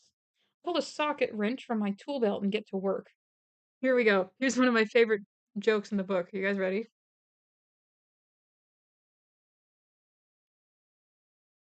As soon as I unscrew the first bolt, it slides down the slope of the nose cone and falls away into the unknowable distance. Um, Rocky, you can make screws, right? Yes, easy. Why question? I dropped one. Bolt screws better. How? Use hand. My hand's busy with the wrench. Use second hand. My other hand's on the hull, keeping me steady. Use third hand. Hmm. Get beetles, I make new screws. Okay. I get to work on the second bolt. This time I'm very careful. Stop using the wrench halfway through and do the rest by hand. The fat fingers of the EVA suit are awful for this. It takes 10 minutes just for this one bolt, but I get it done, and most important, I don't drop it. There. Holy shit, guys. I put it in a pouch on my suit. Now Rocky'll know what I need to duplicate. Unscrew the next 4 bolts with the wrench and let them fall away. I suppose they'll be in orbit around Adrian for a while, but not forever. The tiny amount of drag we're getting up here will slow them down a tiny bit until they fall into Adrian's atmosphere and burn up. 1 bolt remains, but first I lift up the opposite corner of the assembly enough to make it a finger-width gap. I slid a tether in through a vacant bolt hole and clip it to itself. Then I clip the other end of the tether to my belt. Now I have 4 different tethers attached to me, and I like it that way. I may look like Space Spider-Man, but who cares? Bangs are doing distressing shit.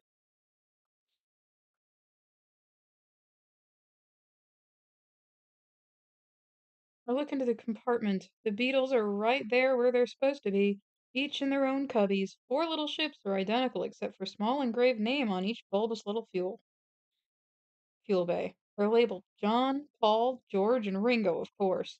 Status question? Recovering beetles. Start with John. A little clamp holds it in place, but I easily force it open. Behind the probe is a compressed air cylinder with a nozzle pointed outward. That's how they're supposed to be launched. They'd need it to be far. They need to be far away from the ship before they start up their spin drives. Even an adorable little baby spin drive will vaporize anything behind it. Rod comes out pretty easily. The probe is bigger than I remember, almost the size of a suitcase. Of course, everything seems bigger when you're holding onto it in an EVA with awkward gloves. Old John weighs a lot, too. I don't know if I could even lift it in Earth's gravity. I tie it off to the backup tether and then reach in to get Paul. Rocky can work fast when he needs to, and he needs to. We're in a questionable orbit around Adrian. Now that the computers and guidance systems are back online, I can see the orbit. It's not pretty. Our orbit is still highly elliptical, and the closest part of it is way too close to the planet. Every 90 minutes, we touch the tippy top of the atmosphere. Barely an atmosphere at that altitude, just a few confused air molecules bouncing around, but it's enough to slow us down just a teeny tiny bit.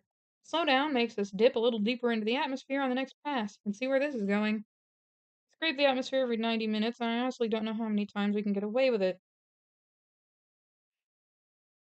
For some reason, the computer doesn't have models for oddly elliptical orbits around planet Adrian. So yeah, Rocky's in a hurry. Takes him just 2 hours to disassemble Paul and understand most of how he works. This was no easy task. Before we passed Paul into Rocky's area of the ship, we had to make a special cooling box. The beetles have plastic parts inside that would melt in Rocky's air. A big lump of astrophage took care of that. Astrophage may be too hot for humans to touch, but it's cool enough that plastic won't melt, and of course it has no problem absorbing the extra heat and keeping things at 96 degrees Celsius. Paul has a lot of electronics and circuitry inside. Rocky doesn't follow that too well. Iridian electronics isn't nearly as advanced as Earth's. They haven't invented the transistor yet, let alone IC ships. Working with Rocky is like having the world's best engineer from 1950 on the ship with me. Seems odd that a species can invent interstellar travel before inventing the transistor, but hey, Earth invented nuclear power, television, and even did several space launches before the transistor. An hour later, he's bypassed all the computer controls. He doesn't need to understand them to bypass them. Just a matter of knowing what wires directly apply voltage to. Jerry rigged the spin drive to be activated by an auto-driven remote control. Pretty much everywhere humans use a radio for short-range digital communications, Iridians use sound. He repeats the process for Ringo and John. This time it's much faster because there's no research effort. That leaves George unmodified. The little beetles don't have much thrust, so the more of them we use, the better. I have to draw a line somewhere. I want to keep one safely in reserve, unmodified, ready to fulfill its original mission. Thanks to Rocky, I might just survive this suicide mission, but there's no guarantees. The Hail Mary is in bad shape, to say the least. Several fuel tanks are gone, there's damage and leaks all over the place, there are Talmiba sneaking around, waiting to eat whatever replacement fuel Rocky gives me. I can count at least 100 ways the trip home might fail. So before I set out, I'm gonna send George on his way with all my findings and some Talmiba aboard. I'd much rather keep two in reserve, but we need three beetles to be able to vector thrust so we can angle the ship whatever direction we need. Rocky passes the three modified beetles through the dormitory airlock to my side. You mount on hull, he says. Aim 45 degrees away from center line of ship. Understand, I say. Another EVA spinning. Another EVA on a spinning ship. Yay! But what else can I do? We can't zero the rotation without thrust. I do the EVA. The only hard part is getting to the right place. The airlock is near the nose, and I need to mount the beetles on the rear section. The ship is currently divided into two halves connected by nothing but 5 cables. What the stars of the Hail Mary thought of this? There are loops all along the cables that you can attach a tether to. I'm getting better at the extremely odd skill set of EVAs and non-zero gravity, and unlike my death dance on the nose of the ship, the rear has lots of handles.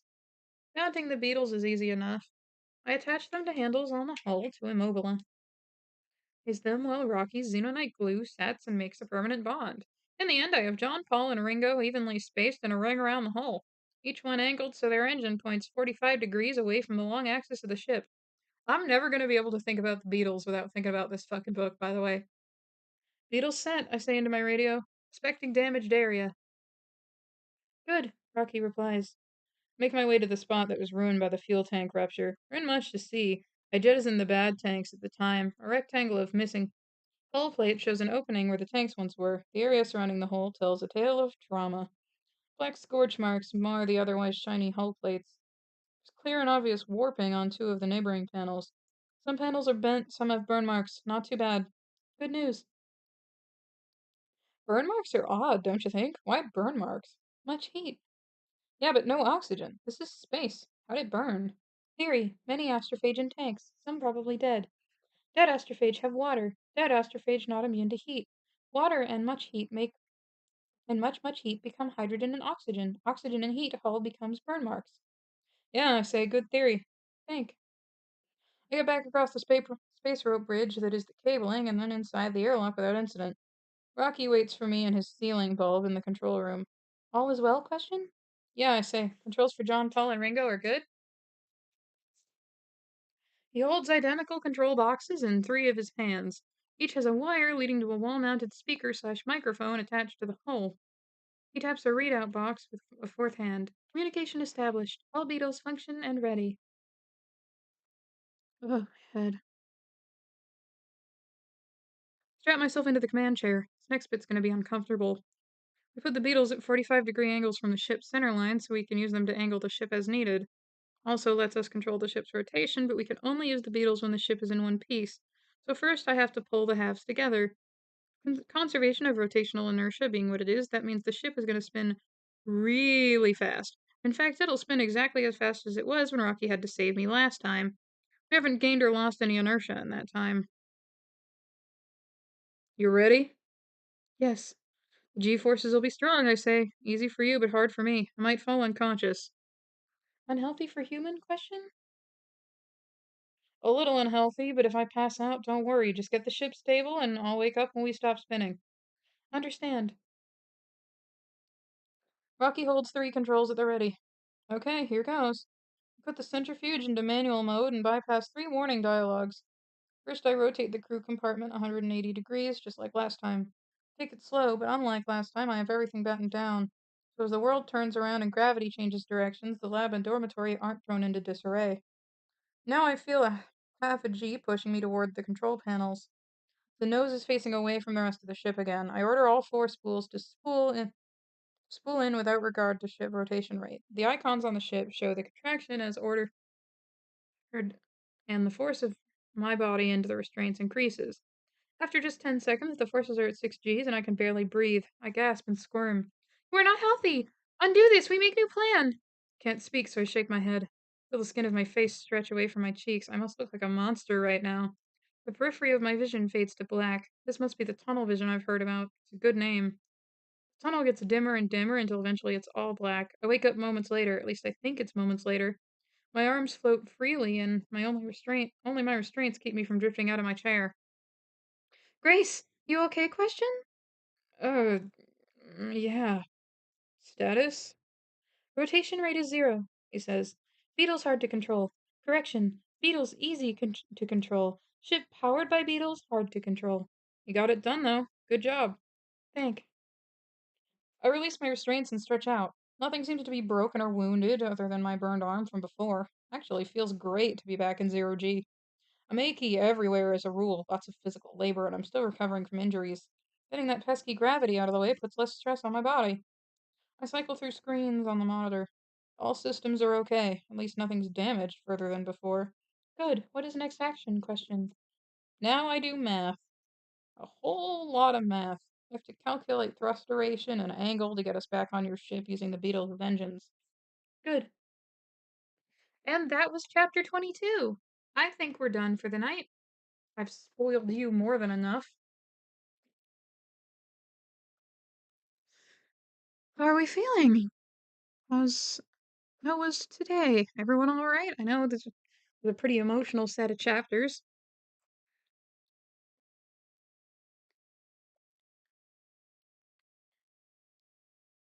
We are in what I consider the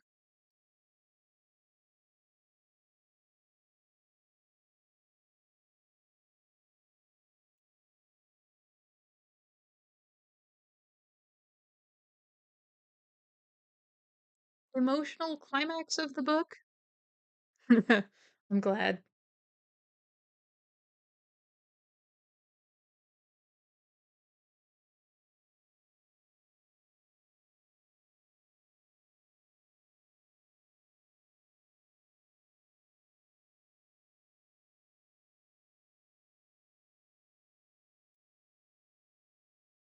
That's oh my god, we're so close to being done this thing. It's crazy.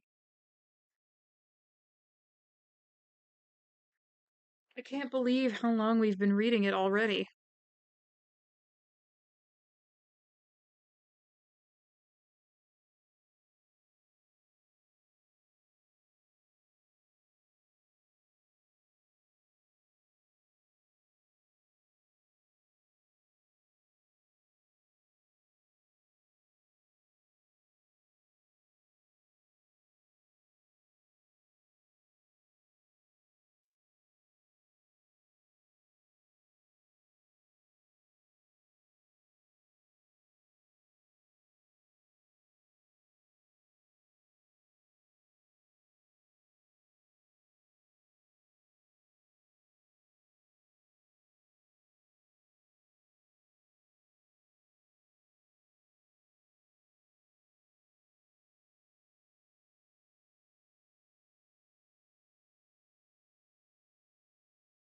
I know.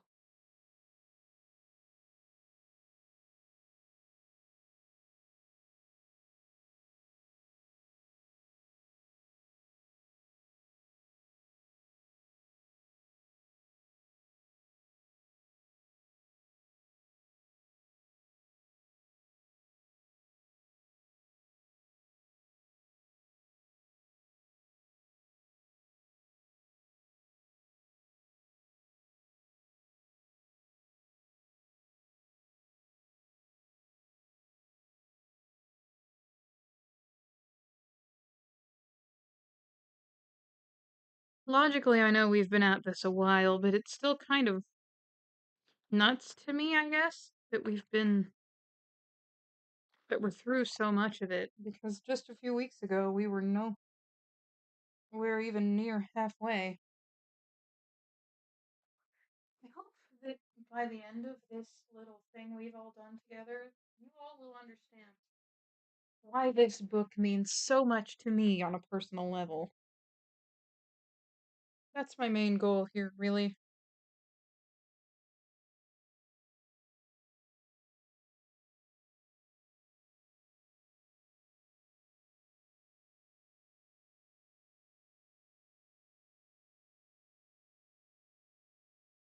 Now you'll all understand every single Project Hail Mary joke I make in future streams.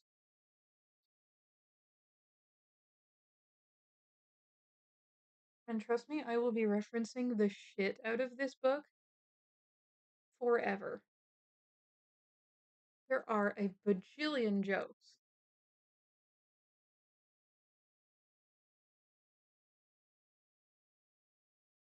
that I can make.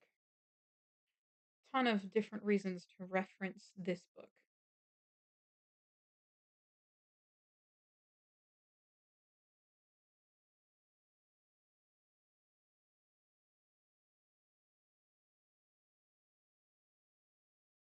But yeah, that's stream. Welcome to yeah, welcome to my cult, right? All right, I will see you guys next time. Have a good night. Bye.